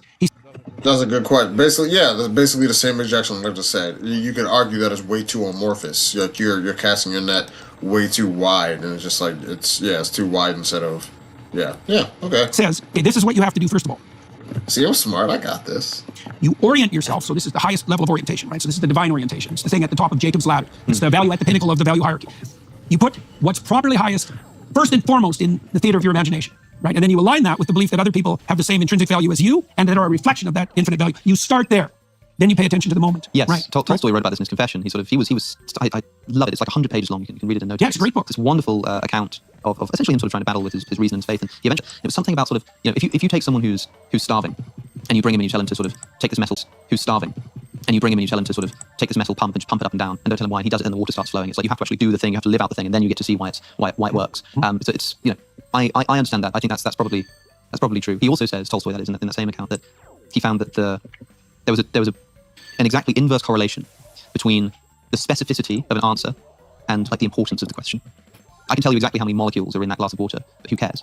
Right, it's irrelevant. And the more the question becomes about, you know, humanity, human life, the important stuff, the less specific the answer necessarily has to become. So I understand there is a. Yeah, so you've alluded there to or indicated the Exactly. Almost as if, depending on what we decide to measure in any certain moment, the answer is not necessary for any answer to be narrow. It could be open to interpretation for some answers. I wish we could take that approach to other things. the relevance of value for perception, right? You nailed it with that observation, because as you pointed out, any phenomena can be analyzed at multiple levels of the hierarchy that it exists within. Okay, so what makes the choice of level of analysis appropriate? Well, it's something like, it is something that's akin to Darwinian utility. It's something like that. You can think about it less abstractly, is that you want the level of resolution that gives you maximal functional grip in relationship to your pursuit. Absolutely. Okay, so what's your pursuit? Well, two questions. What is your pursuit and what should your pursuit be? Yeah. Well, your pursuit's necessarily nested inside a hierarchy of pursuits. And when I said that God is the, what would you say, the ultimate pursuit that sits at the apex of the progression of pursuits, that is Jacob's ladder. That's what that's indicating in that vision, is that every act of perception unites earth and heaven. Yep. And the perception itself is invisibly dependent on whatever it is you're worshiping. Well, here's one problem, right? So that's very comical. Because I think I see what you're saying, and I hope, you know, what I tried to do in making that video essay about your religious views, and I suppose I wasn't, the main thing I was trying to do was sort of offer an interpretation, trying to get to grips with it, and I hope that you feel as though at least I'm making an effort here to really try and get what you're thinking at. One problem is that, you know, in the early church, there was a debate around the physicality of Jesus' resurrection. Yes. So the canonical tradition ends up stipulating Jesus physically resurrected. Yes. You must believe that, otherwise you're heretic. Yeah, and that's part of the Catholic particular emphasis on the divinity of the body, which has a real wisdom rather than a disembodied soul. You also have like the Gnostic tradition, broadly speaking, the Gnostic tradition, early Christianity, that's so popular that Valentinus nearly becomes the Bishop of Rome. He's nearly the Pope. Yeah. You know? And I talked about this the other day, and I should have looked it up. I can't remember which church father it was that was telling the church community, when you go to a new place, don't ask to be taken to the Christian church, ask to be taken to the Catholic church, because otherwise you might end up in a Gnostic church. It's so popular. Right. And a lot of the Gnostic tradition says that the thing that's being gotten wrong is the idea that there was this literal resurrection. Right. No, the kingdom of God is here and now. The resurrection is inside of you, and you attain it through gnosis. I mean, the Gospel of Thomas, which is probably the most famous non-canonical gospel, and could have been written at the same time as like the Gospel of John. It's an early text. Doesn't even mention the resurrection. Doesn't mention crucifixion. It's a list of sayings. Yeah. And the very form of that book, as one scholar whose name I've forgotten, unfortunately, has pointed out, of that collection shows that these people believe that the thing that's important is not what Jesus did, but what he said. The thing that's important is the knowledge. The thing that's important, right? And so this resurrection stuff sort of doesn't matter. Now, the thing is, in that early church community, somebody who said, well, this question of like the resurrection is a physical, you know, historical event, that you're kind of missing the point. The thing that matters is like, you know, the resurrection that takes place inside of every person. Yeah. It sort of sounds a little bit like the kind of approach that you would take. Now, Yeah. if that's true, that would mean that in the early church, you'd have been condemned as a heretic. So when a modern Catholic says to you, Jordan Peterson, are you a Christian? What do you think about Catholicism? I think that the reason that they're interested is because if it's true what I'm saying, then they would have to say, I suppose at least according to my understanding of Catholicism, that's a form of I Gnosticism. can't count you among my number. So I think that's probably why people are interested. And I wonder if you agree. What would you say? That would constitute a genuine form of inquiry, for sure. And I wonder if you feel like you're, I don't know. I mean, see, one of the things I really like about the bodily tradition of the resurrection is that what it does that's so remarkable is that it doesn't desacralize the body. And that's very, very important. I think the fundamental problem with Gnosticism is that it's very easy for it to become a doctrine that's contemptuous of the body and contemptuous of the material world. A great deal of the Gnostic tradition literally believes that the material world is created by an evil demon. Right, exactly. Right? Well, exactly. And the insistence on the bodily resurrection is a medication against that. It's an effective one. I would really love to ask. The best argument for why I would say the physical world is like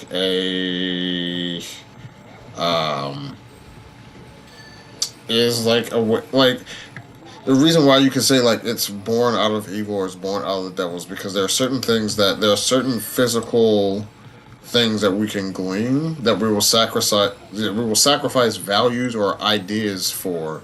Like, we want to be a great person, but we're addicted to drugs. And it's just like being on hard drugs can make you a really immoral person, despite you choose the physical sensation, the physicality over something greater or beyond yourself. Again, you choose against the archetype or the moral concept or like that. So, and stuff like that, whether that be drugs, lying, cheating, stealing, and beating people up, whatever physical thing we can get, money, possessions, materials, like things like that, I can understand. That would, yeah. About Genesis. This might be a bit of a tangent, and tell me if it's uninteresting to you, but there's one Gnostic text called the Testimony of Truth that was discovered in the Nag Hammadi library, and this is buried probably around 300 AD, so it must be earlier than that. It's a fairly early text. And this text identifies the serpent in the Garden of Eden with Christ.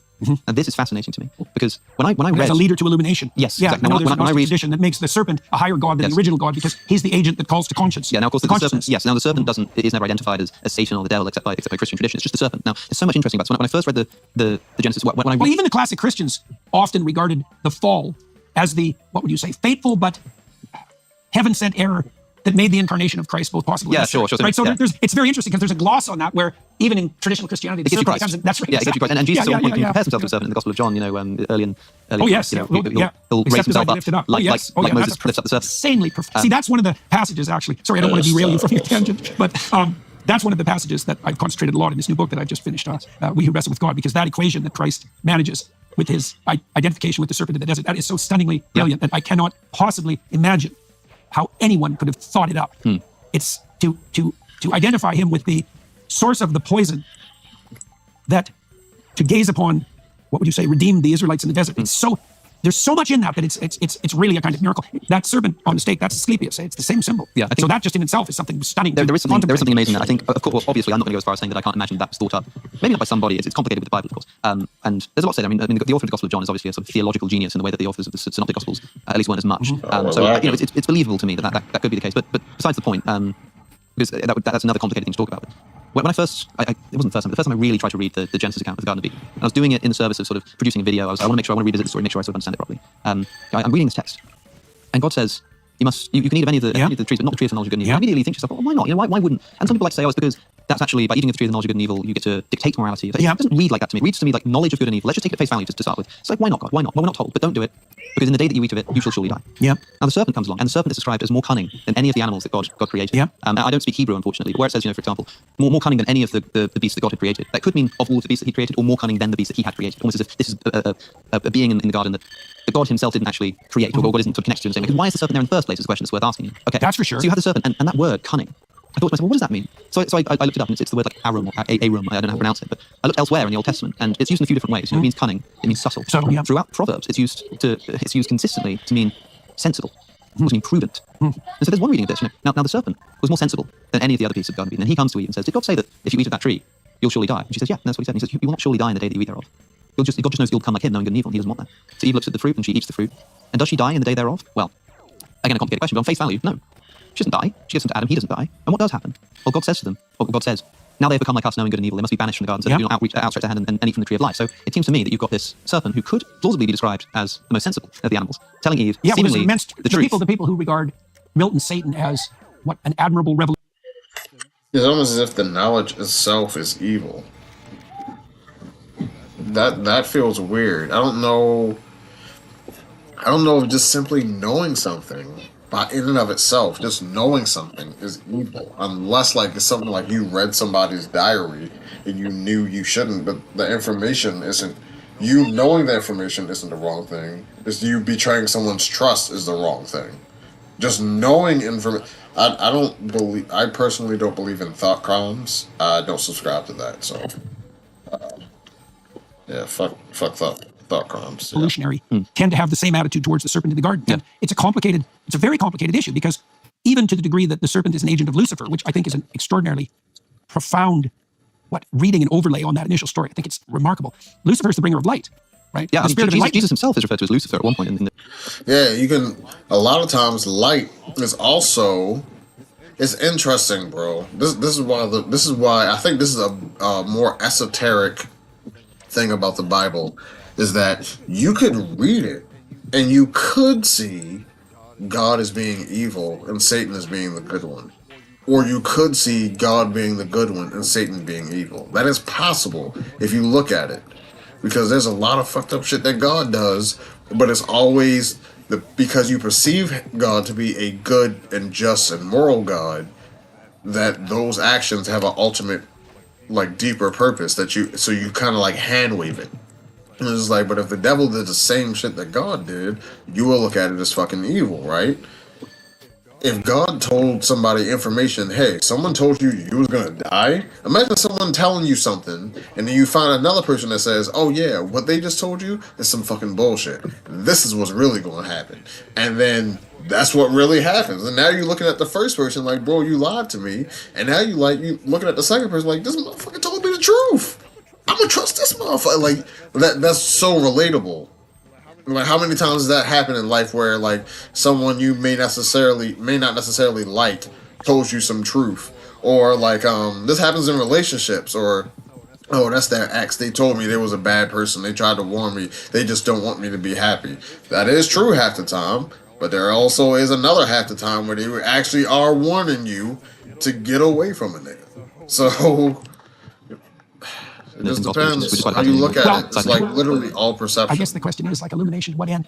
I do think that the interpretation that you rejected with regard to the consumption of the fruit of the knowledge of the tree of good and evil is moral presumption. It's the sin that Nietzsche suggests to everyone as the medication for the death of God. We have to define our own values. Yeah. It's like, no, we can't. There's knowledge of good and evil. You know, yeah, but it's more than that. It's the consumption of the essence of moral knowledge itself. It sounds to me that like I can never, contradict any exegesis. So that might be the case. But if I read this text naturally, I just say, well, like, how does this naturally read to me? Yep. It reads to me like you have, and that's why I brought it up, because you consider this Gnostic tradition, right? The evil demiurgic creator of the universe, and like you have, and the author of the Testimony of Truth says, what God is this? What God is this? That firstly, condemns man for wanting to eat the tree of the knowledge of good and evil, and secondly, lies to him about what's going to happen when he does, and recognizes, and we're missing like 50% of the text. Like it's written to these Gnostic texts. It's fascinating. Yep. I think the Gospel of Judas spent about 30 years in a safety deposit box in New York City, and he destroyed the whole thing. It's a fascinating story. But so we don't know for sure. But there's a point where it seems to identify this serpent with Christ, with Jesus, and reading that, I'm like, that makes a lot of sense to me on a surface reading of reflects the ambivalence about the human rise to self-consciousness, right? Is that a good, or is that something good or something evil? Because why does God then say, now they've become like us, knowing good and evil, they must not be allowed, we must banish them, lest they reach out their hand and eat from the tree of life? Yeah. And so then guards Eden with the cherubim with the flaming sword. Like, it seems to me like God is saying, because we're told, because of the fall, now man can't inherit eternal life, and Jesus must come to save them. Yeah. But as soon as they eat of this tree, God banishes them. They don't see. God banishes them. I don't have an interpretive problem with that part. Life. Yeah, that's. I don't know what sense to make of that. I should ask Jonathan Pageau, because I suspect he'd have something to say about that. Yeah. I think that the one way of interpreting the account. That's fair. I like that. I like that he said, "I don't know." That is respectable. More people should be able to say, I don't know about this. Maybe I should ask someone else who I think will have a better answer. That is a good response. A little bit, some humility, which the human race could use right now. It was the inevitable consequence of Adam and Eve's overreach. Sure. And so they end up banished, not so much because God wants them out of the garden, but because in their pride, they threw themselves out of the garden in their overreach. And I wrote about this. It's very hard for me to generate the entire interpretation on the fly. I wrote about this extensively in this new book that I personally don't even like the interpretation that it's pride. Oh, well, God told you something and you went against God, so therefore you were punished. But God told me something that was false. Why is he if your parents tell you something that's false, and like you go ahead and do it anyway, and it doesn't turn out to be that way. It's just like, yeah, you disobeyed your parents, but it's just like, bro, they lied though. Like, the way I go about finding truth does not include people who lie to me. Is that the case for you? But it doesn't. Publishing in November, trying to take apart that particular issue, because what seems to happen in the Adam and Eve account is that you have an allusion to the function of male and female consciousness. First, you have Adam, who names and subdues and orders, right? So he's an extension in some ways of the logos, right, in human form. And God's curious enough about that to bring everything to Adam to just see what he'll name. Yeah. But the command is for Adam to put everything in its proper place in this hierarchical organization with its proper name. And Adam can do that if he's an adequate and faithful reflection of the logos. Then Eve is created as the counterpart to that. And it's something like, well, there's an ordering tendency, and there's the order that produces. But then there are things that are on the margin that aren't accounted for by the divine order, and they need a voice. And Eve is the voice of... 24. You think about this biologically. What does a woman do in the context of a family? She brings the attention to that which is vulnerable and has not yet been properly incorporated. So... Well, what do you mean by that? Well, imagine that you have a well-constituted family and there's a new baby. I would say that, yeah. A lot of times you need a good woman to keep you on track, man. Hell yeah. That baby helps. doesn't fit in. Women help a The lot. baby is an anomaly. The baby is an individual that has its own idiosyncrasies. And the mother, who's sensitive to the needs of the infant, she's going to be the voice of that. She's going to knock on the door of the ordering principle and say, you need to make some adjustments here so that what can't fit does. If it feels, because, yeah, and again, I'm trying to understand what you're saying, trying to be charitable. It does seem to me that this is an unnatural interpolation in that sort of. It seems like maybe it's too much. Like I don't know if that's you can make that work, right? You can make that work. But there's always this is the kind of objection that Sam Harris had to the sorts of things that I said. He said, well, you can interpret a cookbook that way. Exactly. Yeah. Well, and this is a huge problem. This is the problem that postmodernists dangled in front of everyone. It's like, well, what's the canonical interpretation of a text? The answer is no one knows. Right. And so does that mean that there's an infinite number of interpretations per text? Yes. Which one's correct? Hey. Now, that problem, I think, to some degree, is actually... Which one is correct? I think which one works better for society. That's or works better for, no, I won't say society. It's a bit, no. Which one works better for human beings? If that's the thing that we're going to value, if that's the way that's the only way we can interpret it, actually, as human beings, then it should be in service of that, while also respecting the worlds around us. Actually being technically solved. Like that's well, the large language enough models for do people this. to Okay. You bet. Right. So I've been talking to one of my colleagues about a new discipline, which is something like computational epistemology. Well, because the large language models track patterns of interrelationships between words. Okay, so when you're trying to interpret something like the story of Adam and Eve, the story is the words, the story is the letters, the story is the words, the story is the phrases, the story is the sentences, and the paragraphs, and the chapters, and the whole biblical corpus, plus the entire bloody culture. And all of that bears on those interpretations. So you say, well, am I overreaching my interpretation in relationship to Adam and Eve? And I would say, well, that's a very difficult question. And it's possible to overreach and it's possible to overinterpret. Specifically with the female in the family. Well, the thing is, though, that there could any other person, like having not listened to this conversation and not spoken to you, Taoists would know that. but any other person in the world, sort of read the story of Adam and Eve and similarly say, well, I think that this is because Eve is representing what a woman does in a well-oriented family, which has to do with, we have a child, it's an anomaly, it's something that's new, and it's the woman that brings it. Well, that's Eve stands for the voice of the serpent. The thing that's excluded. That's true. But that's exactly the point, is that's exactly. So would someone else come to that conclusion? I would say, well, people can make that decision for themselves when they read the text, but I would say it's very much in keeping, let's say, with Taoist interpretations of what masculine and feminine are. It's not an infallible way to understand whether an interpretation is correct, but I think it's helpful to read a novel. There's that sort of joke that school children make about, like, it doesn't matter what a novel says, it'll be like the curtains were blue, and the English teacher will say, well, let's unpack that, let's look at what that means. Right? And people make fun of that because that's their experience in school. I think that one way to understand if we're doing this appropriately is if two people simultaneously think, actually, the fact that the curtains were blue is significant here if you consider this. So it seems to point to that. If people can independently, even if they don't get it quite the same, recognize that that's significant. It's helpful to understand that there's something legitimate about that kind of analogy. This is actually part of the reason that I became so interested in the Jungian Iliad, Eric Neumann's school of mythological interpretation, because that's exactly what they did, was they took patterns of interpretation, let's say of masculine and feminine, from multiple cultures and looked for overlap. Okay, when I wrote Maps of Meaning, so I did that. I used the Jungian works in that regard, but I also used what I knew about neuropsychology and neuropsychopharmacology, with the presumption being that if all of these pointers pointed to the same thing, it was probably there. That's multi-method, multi-trait construct validation fundamentally. And the notion is your senses do the same thing. If your eyes and your ears and your sense of smell and your taste and your touch all report the same thing, then you have a reasonable probability of surviving if you assume that it's true. Now, that's not perfect, because the reason we talk is that I don't want to just rely on my own senses, even though there's 5 of them. So I've got a quintangulation happening, which is a pretty decent way of specifying truth. I want to know if your perception shows concordance, right? We want this converging evidence. Now, it's trickier with textual interpretation. Partly it's trickier too, because mere consensus is not sufficient. You need deep expert. Don't forget, y'all have other senses, just because it's not the 5 senses. If you've ever been in an area where you're just like, bro, I need to get the fuck out of here right now, and it's like, I guess you could say that's an extension of feel, but feel in a different way to where it's not physical. You can feel when a situation is bad before like any actual event has taken place. That's another sense. But expertise. Okay, so why would I say that? Well, we have these large language models, for example, and they're doing statistical analysis of textual interrelationship at every level, right? Billions of parameters. So the letter conjunctions, the word conjunctions, the phrase conjunctions, the sentence conjunctions, the whole bloody thing. But even they're prone to go astray, and the reason for that is that they're overweighted to the present. Like, so we have the alignment problem as a consequence, which is, well, how do we trust the AI interpretations? Well, the same problem obtains for human beings, the alignment problem. How do we align ourselves? Well, that's what classical education did, right? And that was steeping in the ancient texts. Why? Because the ancient texts are distillations of patterns that have existed over thousands of years. And if you know the patterns, you orient yourself properly. And that also makes you immune to, see, the problem with the convergence notion is it can produce a false consensus. Like all the Nazis agree. Yeah. Well, that's a problem because they were wrong. I think we should be sending ChatGPT to Bible school. Absolutely. Absolutely. Well, I have a colleague. We've been training AI systems on classic texts. They're way more useful. Yeah. I use one all the time. We haven't released it. How is it more useful? Like, it's not woke. Seriously. It's not ideologically adamant. Right. But surely it is. It's ideologically. It's ideologically controlled and confined, just in a different way. No. I don't think it's ideologically confined. Ideology typical postmodern. Ideology doesn't need to be bad, especially given that, like, as a non-believer. As a typical postmodernist point, it doesn't have to be negative.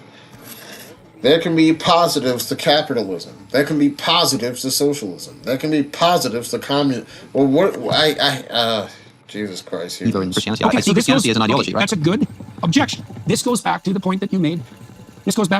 About people taking the right to themselves to define the moral order, let's say in the Garden of Eden. Okay, so what's the problem with that? The problem is that the proper interpretation is bounded by the actuality of the cosmic order, right? So it isn't, the postmodernists say, well, it's just one ideology. It's either this one or this one. But then that's all grounded in power, as it turns out. So they've got something at the bloody pinnacle anyways. That philosophy either degenerates into a kind of incoherent nihilism or turns into a power play. It's like, no, there are canonical interpretations. Well, what are they? Well, that's what's encapsulated in the religious text is canonical interpretations. Okay, why are they canonical? Okay, I'll give you an example. You tell me what you think about this. This is a good rejoinder to Dawkins' selfish gene. Right. Okay, so God is conceptualized in the story of Abraham as the call to adventure. Yeah. Okay, so Abraham is privileged. He's rich. He's in a state of infantile security. He doesn't have to do a damn thing till he's like 70. He has rich parents. He doesn't have to lift a finger. Okay, and then a voice comes to him that says, get the hell away from your zone of comfort. Leave your family, leave your tent, leave your community. Go out in the world.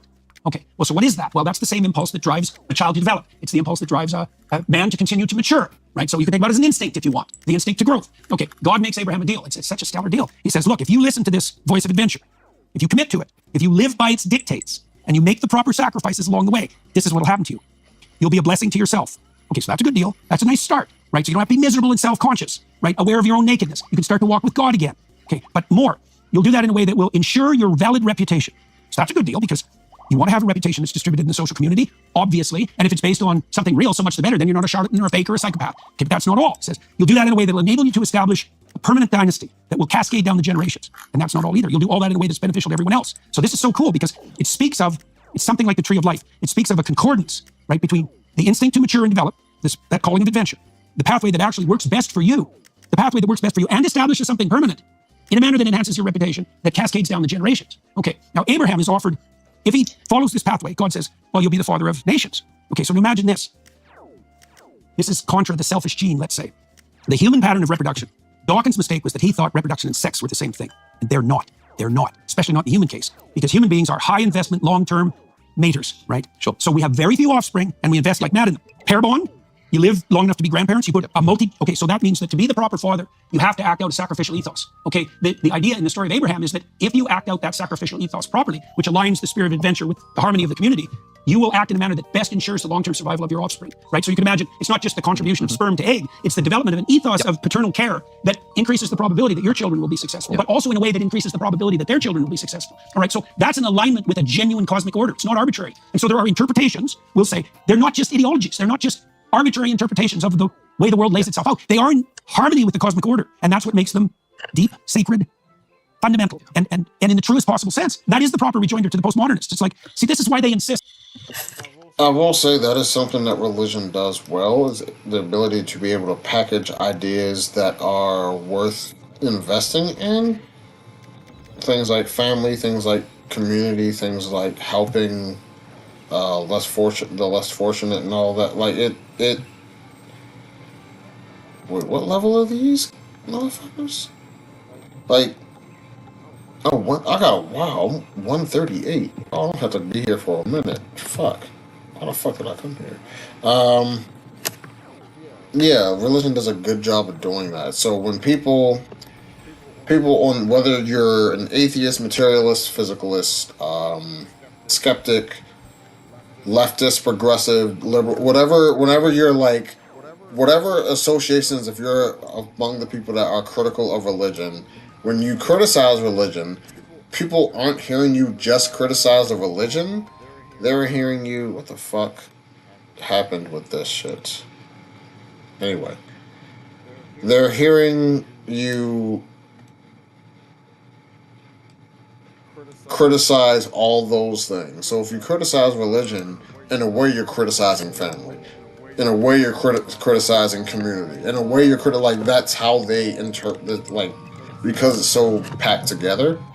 So just be mindful of that and make sure you're like caveating, like, hey, I think these are good. Hey, I think, yeah. That's why they're so anti-science in the ethos too. This is where Sam Harris has got a point, because Harris likes to make a case for objective morality. But objective, it's like transcendent is the right word, not objective. But did it actually happen? I'm kidding. What I was really interested in thinking about that, and I just had 3 hours with Sam Harris where we sort of went around on that question, and I agree that I think his system fails, essentially, for what it's worth. He's got a point. He wants to ground morality in something that isn't a mere postmodern illusion. And there's something to be said for that. I want to know how much, like, the story of the Old Testament, or the Hebrew Bible, the story of Abraham, train a large language model on that because it's integrated into the cosmic order, however you want to say it. How far do you go with this? I mean, like, do you train this model on the New Testament? Do you train it on the epistles? We're playing with that. I don't know. Do you train on John Milton? Good question. Dante. Well, so imagine, that's a very good question. So imagine that at the foundation, you have the biblical library. Okay, but then you have, like you said, the secondary literatures. What about the Quran? We want to train a separate one on the Quran. And then we want to have them debate.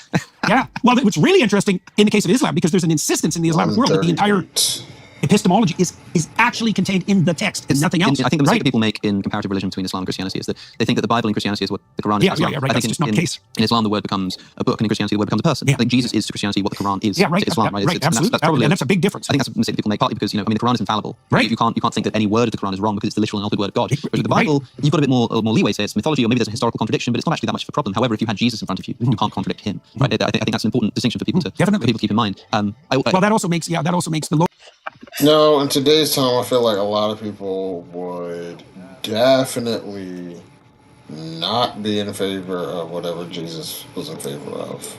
Like, if he actually came down and said, hey, I need you all to do this, there are people who be like, well, hold on, Jesus. Hold on now. Well, maybe you don't know what's going on here in our country, but, Logos, the living word, which is very. That is a very. It makes it difficult to put forward the somewhat naive criticism that I think people often make of the Gospels as contradicting each other. Because again, like we're talking like historically here, was Herod on the throne at the same time Quirinius was the governor of Syria as Lucius? And it's sort of like, in a sense, who cares? I mean, one of the points that my friend John Nelson has made brilliantly is, have you ever come across the concept of the what do they call it, the Churchillian drift, where a bunch of quotes that Churchill never said just get attributed to him? I find that's the best breakfast that's part of the pattern of mythologization.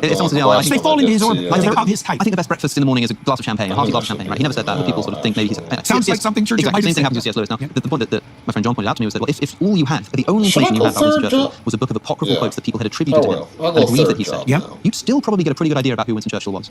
It might be easy to just toss all of your discipline to the side for the summer, but a life of greatness doesn't happen by taking the easy route. The Hallow app offers an incredible range of guided meditations and prayers that are designed to help you deepen your spirituality and strengthen your connection to God. With Hallow, you can embark on a journey of exploration, diving into different themes and types of prayer and meditation. From gratitude to forgiveness, each session offers a unique experience, sparking your curiosity and deepening your spiritual understanding. You can choose different lengths of meditation to fit your schedule, whether you have a few minutes or an hour. With its user-friendly interface and hundreds of guided meditations, the Hallow app has quickly become a go-to resource for people seeking spiritual growth and healing. You can download the app for free at hallow.com/Jordan. It allows you to set prayer reminders and track your progress. Hallow is truly transformative, and it'll help you connect with your faith on a deeper level. Don't lose your prayer habits this summer. Maintain your peace and deepen your relationship with God. Download the Hallow app today at hallow.com/Jordan for an exclusive 3-month trial. That's hallow.com/Jordan.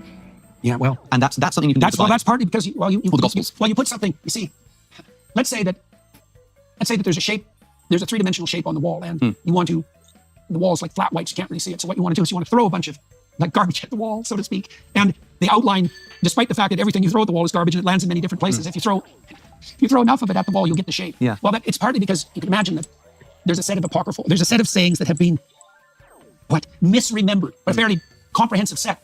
You're still going to be able to extract signal, right? There's going to be noise, but there's going to be signal there. That's partly because the truth will be encoded in the panoply. That's why it's a bigger problem if somebody points out like some flat historical, if there was discovered just like a flat historical contradiction in the Quran. That'd be a big problem because the Quran is the literal word of God. If someone points out a flat historical contradiction in the Gospels, it kind of doesn't matter as much because you're able to accept that maybe that is just a contradiction, but the thing that matters is the word of God, and the word of God is not the Gospel of Luke. That is an argument that a lot of Muslims say, that because we have the inerrant word of God is not really They say the Quran has been the same ever since the beginning, and like not as open to interpretation or as loose as Christianity. I've heard that before.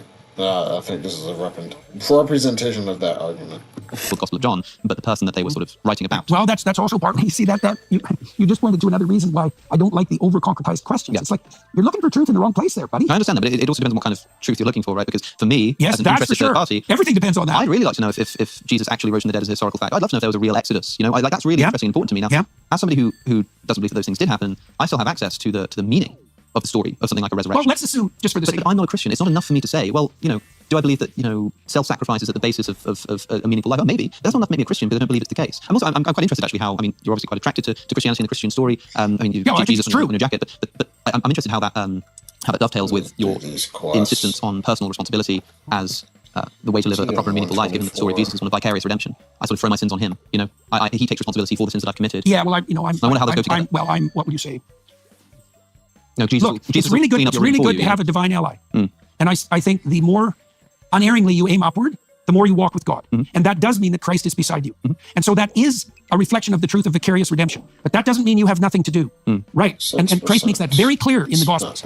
Not everyone who says "Lord, Lord" will enter the kingdom of heaven, right? Only those who do the will of my Father. You must be willing to hate your brother and your well. father. There's a tension there because the vicarious redemption idea is a reflection of the mercy of God. It's like if you, and I believe this to be the case, as I said, if your aim is upward, then God is your ally, right? And so He's there with you, bearing the cross, but you're still obliged to carry it, right? And you see that in the story too. That's embedded in the Passion story because there's an insistence in traditional Christianity that the suffering and the death that a man would experience in that situation were real, despite the fact that God was also experiencing it, right? So there's this duality, and I think that's reflected in the idea of vicarious redemption when it's understood properly. It's like, yes, you'll have. Here's another way of thinking about it: is that if you aim upward unerringly, you have the spirit of what's good. What are you saying? You've established a relationship with the spirit of what's the highest good. Well, then that's with you, and that's not just a reality. It's like the ultimate reality. It's partly. It's Nietzsche even alluded to that when he said, "If you have a why, you can bear any how." Yeah. Well, what? Yeah, there's a lot of strength that can, for whatever reason, even if you want to call it just an extension of a person's own mind. There's that one study when you. Where they put an MRI, I don't know if it was a study or whatever, but they hooked up people's brains to to a MRI, and so they could see what part of your brains light up, and they asked questions and said, who does God not like, and then who do you not like, and the same parts of the brain lit up. If you want to say God is just an extension of ourselves that we have in our head, if you can still summon power and strength from that belief, even if it's like made up, and still like have more happiness, have more fulfillment, it's just like you can argue, well, it's not really the belief in God that's doing it because it's possible there is no God. It's just like, yes, but the human mind, it's kind of like if you can hack your mind into doing something that's like more beneficial, would you not do it knowing that you could have better outcomes, even if it's not true? That doesn't mean you accept everything, but it's just something to think about, you know? Why? Well, the ultimate why. Well, what does that enable you to do? To bear the ultimate how. And that's exactly what the Passion story is. And so there is a vicarious redemption there because if you do it properly, you don't have to do it alone. But that doesn't mean that there's nothing on you. You know, and you see that too. There's an insistence in the entire biblical library that what humans are called to do is real. Like we're made in the image of God. We're participating in the process by which possibility is transformed in order. We're building, as far as I'm concerned, we're either building the city of God or we're building its alternative, right? With the domain of hell. Actually, really, as well as metaphysically. I mean, it's interesting you say hell and actually in the same sentence because... Well, it's easy to believe in hell than heaven. One of the other criticisms that I made of you in this video is that I felt like you were appropriating religious language illegitimately to apply a sense of the sacred to profane things, to mundane things. And that's perhaps one example. So I can give you a few examples. I mean, one is implied in what you just said there, but you said it, I think, explicitly to Matt Fradd recently on Bunch of Aquinas, where you said, if you have studied any amount of history and you don't believe that hell is real, then you're an idiot. Yeah, now, definitely. I understand, I think, what you mean by that, because hell, like, you know, hell is a place on earth in many respects, right? Like if you study history and you look at just like what levels of depravity humanity can sink to, like, and you could quite poetically say, well, if hell isn't the right word to describe that, then I don't know what is. Say something like that, right? But clearly, a theological conception of hell does not exist on planet Earth. It's somewhere you go after It's you not die. so clear. I wouldn't say it's so clear. Well, certainly not in like the Jewish tradition. And okay, Dante? maybe not in the, okay, maybe not. But like I mean, like a modern Christian who asks you, for example, do you believe in hell, and you know that what they mean. They mean the place you go after you die. Then when you respond and say sort of, well, of course hell is real. Well, you don't believe in hell. Have you studied any amount of history? If you know, it's sort of, it feels like you're sort of describing two different things. It's equivocation. The other area where this largely happens, I think, is when you said that the very act of doing science. See, there's a concordance there between that concept of eternal punishment in the afterlife and the hell that unites all totalitarian states. But I don't know what the concordance is. Like I don't understand. Like, I don't speculate generally on anything that's, let's say, beyond death. I mean, what the hell can you say about that? I don't have anything to say about that. But that's another I don't know point, right? So if I ask you, for example, do you think that Hitler is being punished now? I mean, he's dead, but is he being punished, or did he ever get punished? See, the answer to that question is something like, what is the relationship between the evanescent consciousness of man and eternity? And the answer is, we don't know. Yeah, when Matt Pratt asked you, do you believe in an afterlife, you said that something like your behaviors, your actions resonate through eternity. Yeah, there's that, which is in a way an evasive answer too. But the thing is, we don't understand. We exist in relationship to the infinite, obviously. What that relationship is, no one knows how to conceptualize that in the final analysis. I don't understand the relationship between our binding temporally and eternity. Like, is there something permanent about our conscious experience? I don't know. I think you excite your Christian listenership when you say, like, not only do I believe in hell, but you can't not believe in hell. I mean, are you serious? You seriously don't believe in hell? And you think, here's a strong sort of warrior. Well, and you go, the other but then they realize what you mean by hell. it's so.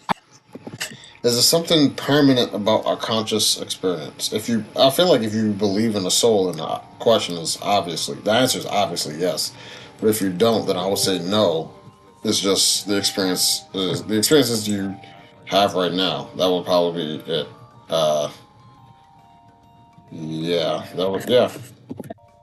Lots of human suffering and catastrophe. It's more than that, because because it is the case that the invitation to hell is offered by the eternal usurper of the moral order. That's true. You end up in hell because you lie. That's also true. And so, but when you say that's true, you end up in hell because you lie. Yeah. What do you mean? Well, the totalitarian you're not allowed to use the word state, hell, right? Like, what is the thing you're describing? You end up where? In a totalitarian state. Yes. And that's fine. A state of ultimate misery. But I think this is where somebody might be prone to confusion. And you can say if that's their fault, maybe it is. But if somebody's listening to you and do you believe in hell? And you say, of course I believe in hell. How can you not believe in hell? And they go, thank goodness, because that of course is my worldview. I'd love to know how I can defend my vision of hell. And then they realize that when you say hell, what you actually mean is totalitarian human regimes. I mean at least that. Sure. Right? And so fine. I'm often trying to make a minimal case, right? If I'm trying to elaborate on the meaning of a religious text, what I'm trying to say in all humility is it means at least this. Now, does that cover the entire territory of the meaning? That's very unlikely. You're going to give an exhaustive account? I don't think so. What does that mean in eternity? It's the same question, and then we should draw this part to a close. It's the same question in some sense as the reality of the resurrection of Christ. So the Christian interpretation is Christ defeats death and hell. Okay, well, the logical objection to that is, well, where's the evidence for the defeat? Since death still exists, and so does malevolence. Sure. Well, the Christians then will escape, so to speak, into something like a symbolic interpretation and say, well, it's true in eternity. And I think fair enough. Like I do believe that the idea that Christ defeated death and hell is true, but I don't know what that means.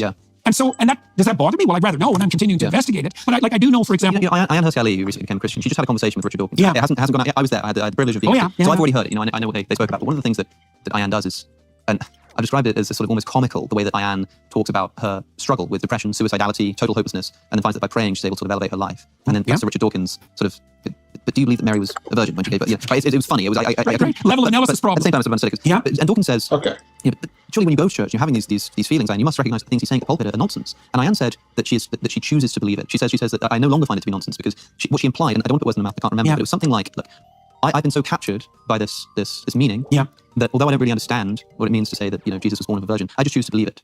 Well, now that's fine. But what she does, what I was going to say is, what she does is says that this to me is like a mystery. I don't really know exactly what it means, but I choose to believe that it's true. And I wonder if that's something like what you're doing here when you say that you believe. Well, it's true, I can just tell you what my experience has been in this sort of thing. So I spent a lot of time digging into the substructure of mythological accounts, right, in many different cultures. Now, and my experience continually is the deeper I look, the more that's there. And then I see things come together that make sense that I thought were disparate, and that there doesn't seem to be any limit to that. And so now when I see things that are disparate or even contradictory, I think, well, as you already pointed out, given the nature of the biblical library, there's room for some contradiction. But more than that, I think, well, that might be illogical or irrational, or I might just not understand it. And my experience has been that presumption turns out to be the case far more often than not. And so, you can imagine that you can get the apprehension of a pattern, and you can think the pattern. There is something to be said. Like, you could argue that because humans are so similar across the planet, that of course there's going to be some overlap, or a large amount of overlap, when it comes to spiritual or otherworldly truths. But like the convergence, there's enough of a convergence to where like just like you're not gonna it's not going to be enough for people. If you're actually trying to convince people otherwise, it is not going to be enough to simply say, well, you don't know that to be true. Like, half of there is, it is not to discount studies, it's not to discount statistics. There's just an aspect of the human condition that experience in and of itself, and experiences that we hear about from other people, to where we can't write, like, mentally we can't write something off. So even if you get someone to say, yeah, I guess we can't actually prove it, yeah, I guess we don't know, we can't put a number on it, we can't put a percentage on it, yeah, because of that, okay, fine, but you're not, that thing in the back of that head that's like rooted in that, you're probably never getting past that, because how often do you hear, why do you believe in God? Because of personal experience. And then the question always comes down to, well, you can't know for sure whether that's God, so why are you accepting it? But like the amount of overlap, the amount of convergence, the amount of similar experiences across the planet and throughout history, you're not budging anybody on that. Sorry, you're just not. There's no, I don't think it's going to be possible to do with the way that humans are, with the way that consciousness works, with the way that we experience things, and the way memories work. You're just not doing it. But pattern is compelling. And then there are details within the pattern that you don't know how to reconcile. But this is what Ion is doing in accordance with your account. It's like, well, I'm not willing to forego my view of the pattern because of some lack of concordance with details, especially given that I'm ignorant. Yeah. No, like, well, I can only tell you what has been the pattern of my investigations. It's like the more deeply this is knocking and asking. The more I seek, the more is present. And I guess, to conclude, I suppose. Yeah. So suppose I'm somebody, and broadly this is true. I think the gospel stories are fascinating and resonant. I like the idea of the resurrection of Christ. The way that it's criticized as this evil human sacrifice, I think is misleading. I have all of those parts. Yeah. Right. But I'm not a Christian. And I suppose the question, in what way are you not? Well, that's what I mean, to help me understand what you mean by this. What is the difference between someone who's not a Christian? They're not some new atheist. They're not like, I wouldn't worship God either. They're just not a Christian. That's I think Dawkins is like 90% Christian.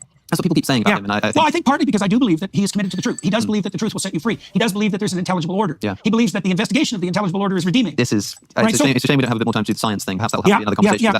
So who is and who isn't a Christian? That's not an easy question. And that's again why I started our conversation. But I think it's inappropriate for you to try to say who is and who isn't, but just abstractly, like what you think the difference is. Like what is it that under what conditions Christians hoist their cross and walk up a hill. Right. Okay. So I've heard you say that before as well, right? But that is what I think. That's the difference. Not to sort of try to be too left-brained about this, but like in practice. Yeah. What do you mean? Like perhaps two sort of symmetrical questions. What are the conditions under which somebody can say? How careful are you with your words? Well, I try to be careful. Okay. Well, that's a good approximation to Christian conduct, right? Because that's worship of the logos. Fine, but right. But that's really a serious part of it. I don't know if that will be enough. I certainly don't know if the word worship there is particularly appropriate. How profoundly do you value it? To the extent that it helps me to convey my ideas properly. I don't worship the words that I'm using themselves. No, I understand the words, but the words are a tool, and the reason that I'm precise as I can be is in service of trying to communicate my ideas to you. For what purpose? So that whatever it is that I'm feeling or thinking in my head, if I could somehow take a medical instrument and prod your brain to make the same thought arise, that would be really helpful to me because you'd see the world how I see it. That's what language is. It's that tool. Instead of prodding your brain with a physical bit of metal, I'm prodding your ears with vibrations in the air. But I'm trying to do the same thing. To what end? Trying to make that thought arise so that you can see the world as I do, so that I can see the world as you do. To what end? Well, I don't know. Well, how about productive harmonization of vision? Fine, yeah, it depends on the conversation, right? So like in this instance, it will be. I mean, I came into this conversation, I suppose, with a goal to more thoroughly understand your worldview. Yeah. Which is more specific than usually with these conversations. It would be, let's try to learn something from each other and convince each other of something. And in this case, I really was just fascinated to sit down and try to understand, what does Jordan Peterson think about religion? Like that's probably the goal, which maybe is a slightly inappropriate goal to come into a conversation with. But that's really what I've been trying to understand. So I suppose that's the goal. So it's the idea. We can wrap this up with, let's say, a Christian observation is that there's a classical Christian notion that wherever two or more are together in Christ's name, the Spirit of God is there. Yeah. Okay, so what does that mean? Well, as far as I'm concerned, what it means is that if you're unerring in your choice of words, if you're seeking with them and exploring, and I'm doing the same, and then we do that together, that's a mutually redemptive process that spirals upward. So that's a Christian endeavor. What are the conditions under which somebody can say they're a Christian and be either lying or wrong, and the condition under which someone can say, I'm not? Yeah, but you got to be careful because that becomes a little bit of begging the question and a little bit of just like, again, that's more of so an assertion. Well, here's the thing, like every time we do something positive, it's actually in the name of Christianity.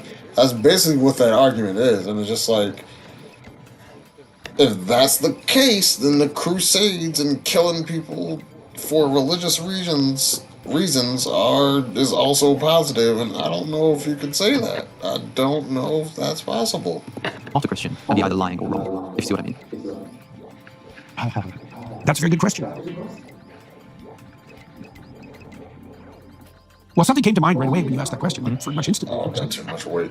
The redemption. There's a reason that Christ is represented as the person who took the sins of the world onto himself. Well, that's the essence. It's like the world is a fallen place, and you have the responsibility to do something about that. And the degree to which you take that responsibility onto yourself, that's the degree to which you are a follower of Christ. I suppose right? it's not an on and off switch. That was it's not unfair to frame it as such. I suppose it's not like an on or off switch. It's not like you're, well, I think you want to make it a Christian or you're not. It's like you're more or less. When Jacob decides to be a good person instead of a bad person, he builds an altar, and it signifies his willingness to sacrifice his past self. I think that people decide, in many ways, and maybe multiple times, whether they're going to aim up or not.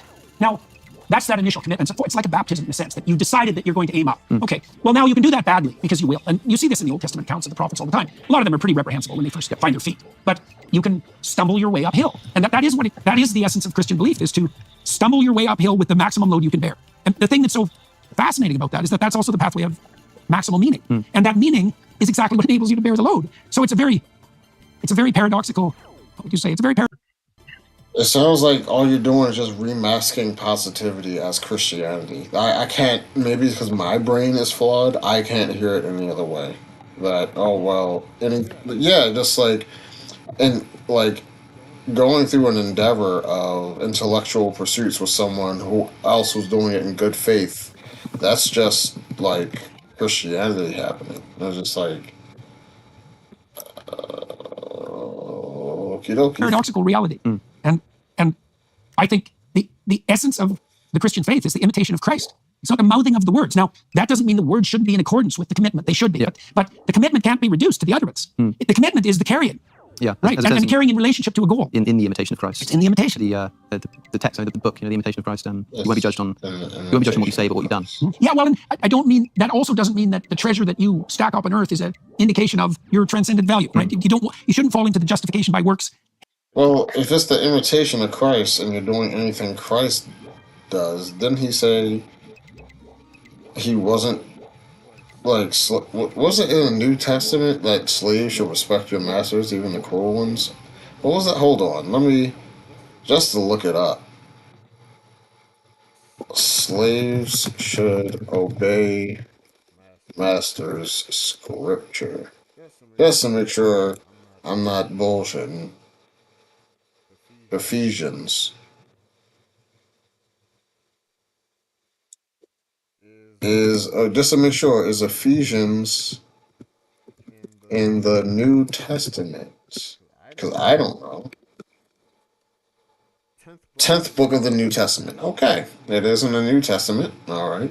Slaves, obey your earthly masters with respect and fear and with sincerity of heart, just as you would obey Christ. Obey them not only to win their favor when their eye is on you, but as slaves of Christ, doing the will of God from your heart. Serve wholeheartedly as if you're serving the Lord, not people, because you know the Lord will worship each for whatever they go to do, whether they are slave or free. And masters, treat your slaves in the same way. Do not threaten them, since you know he wrath. Yeah, so even if it is telling the people who are the slave masters, like, hey, be good to your slaves, it's still saying, hey, slaves.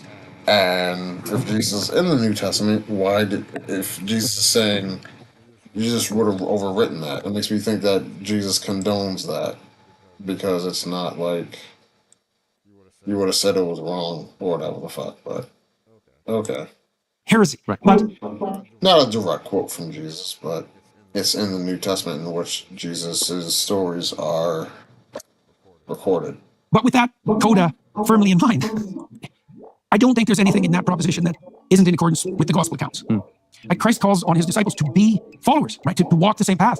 And they're given the power to do the same things because of that. And Christ says himself that the people who come after him, which means us, will be capable of more than he managed. Right? Well, that doesn't mean that there's no redemption by proxy, let's say, because we already covered that, is that if you aim up, you have the Spirit that's inviting you up. You've invited it to take residence in you. And that's true. That's true. As far as I can see, I think it's the most accurate way of construing the situation. That does give you a form of, it gives you what I am found, right? It gives you a spine. But that doesn't mean you don't have a cross, right? And that, you see that insistence in the gospel accounts. As I said, the insistence that Christ suffered as a man, despite having God, being God. those are both true at the same time. So the Christian pathway is the pathway of maximal self-sacrificial responsibility. Right. Well, I hope those who have been wondering whether you should be legitimately called a Christian in their worldview, in their version of Christianity, will be helped by this conversation. I mean, I suppose that's in part what I'm trying to do too here, is for people who say to you, just say what you think. It's complicated, but hopefully. Well, I am trying to say what I think. It's just the world's a complicated place. Well, hopefully we'll help to make it's nice to get your words in pristine order, but the more complicated the topic, the longer it takes to manage that with stellar precision. Yeah, well, it's taken us probably nearly 2 hours now just to get about around to the idea of maybe you don't know if the Jews walked through the Egyptian desert, but maybe. Hey man, it's taking us about 2 hours for you to basically tell me some bullshit and you don't have a real fucking answer. That's what I heard him say just now. Let me know what y'all They're still walking. Maybe they're still walking. Good to talk to you. All right, so everyone, I'm going to continue this conversation. We're going to continue this conversation on the Daily Wire platform. And so I think I'll talk to Alex a bit more personally. I want to find out how he managed his podcast and why he's interested in things. He's interested in what his pathway to that occupation was and what his hopes for the future are and all of that. And so if you want to join us on the Daily Wire. Like I said, those are some hard-hitting questions. It's going to be hard. They're not easy questions to ask. You're going to have to actually think through these answers a bit. But I just would expect Jordan Peterson to be who he is to be able to do that. So, Aside, please do. Thank you to the film crew here. We're in LA, right? We're in LA, and thank you very much for coming all the way from London. That's very good, and it was a fine conversation. Much appreciated. Yeah, and thank you, all of you who are watching and listening, for your time and attention. Well, hopefully we'll see you on the Daily Wire side, and if not, then for the next podcast. Oh wow, it's 11:13. Shit. Yeah, I guess that's it for the stream. Thank you all for watching. Yeah, it's really late. I need to eat. I need to go for a walk. Yeah, so that's what I need to do. So thank you all for watching. I appreciate you. Yeah.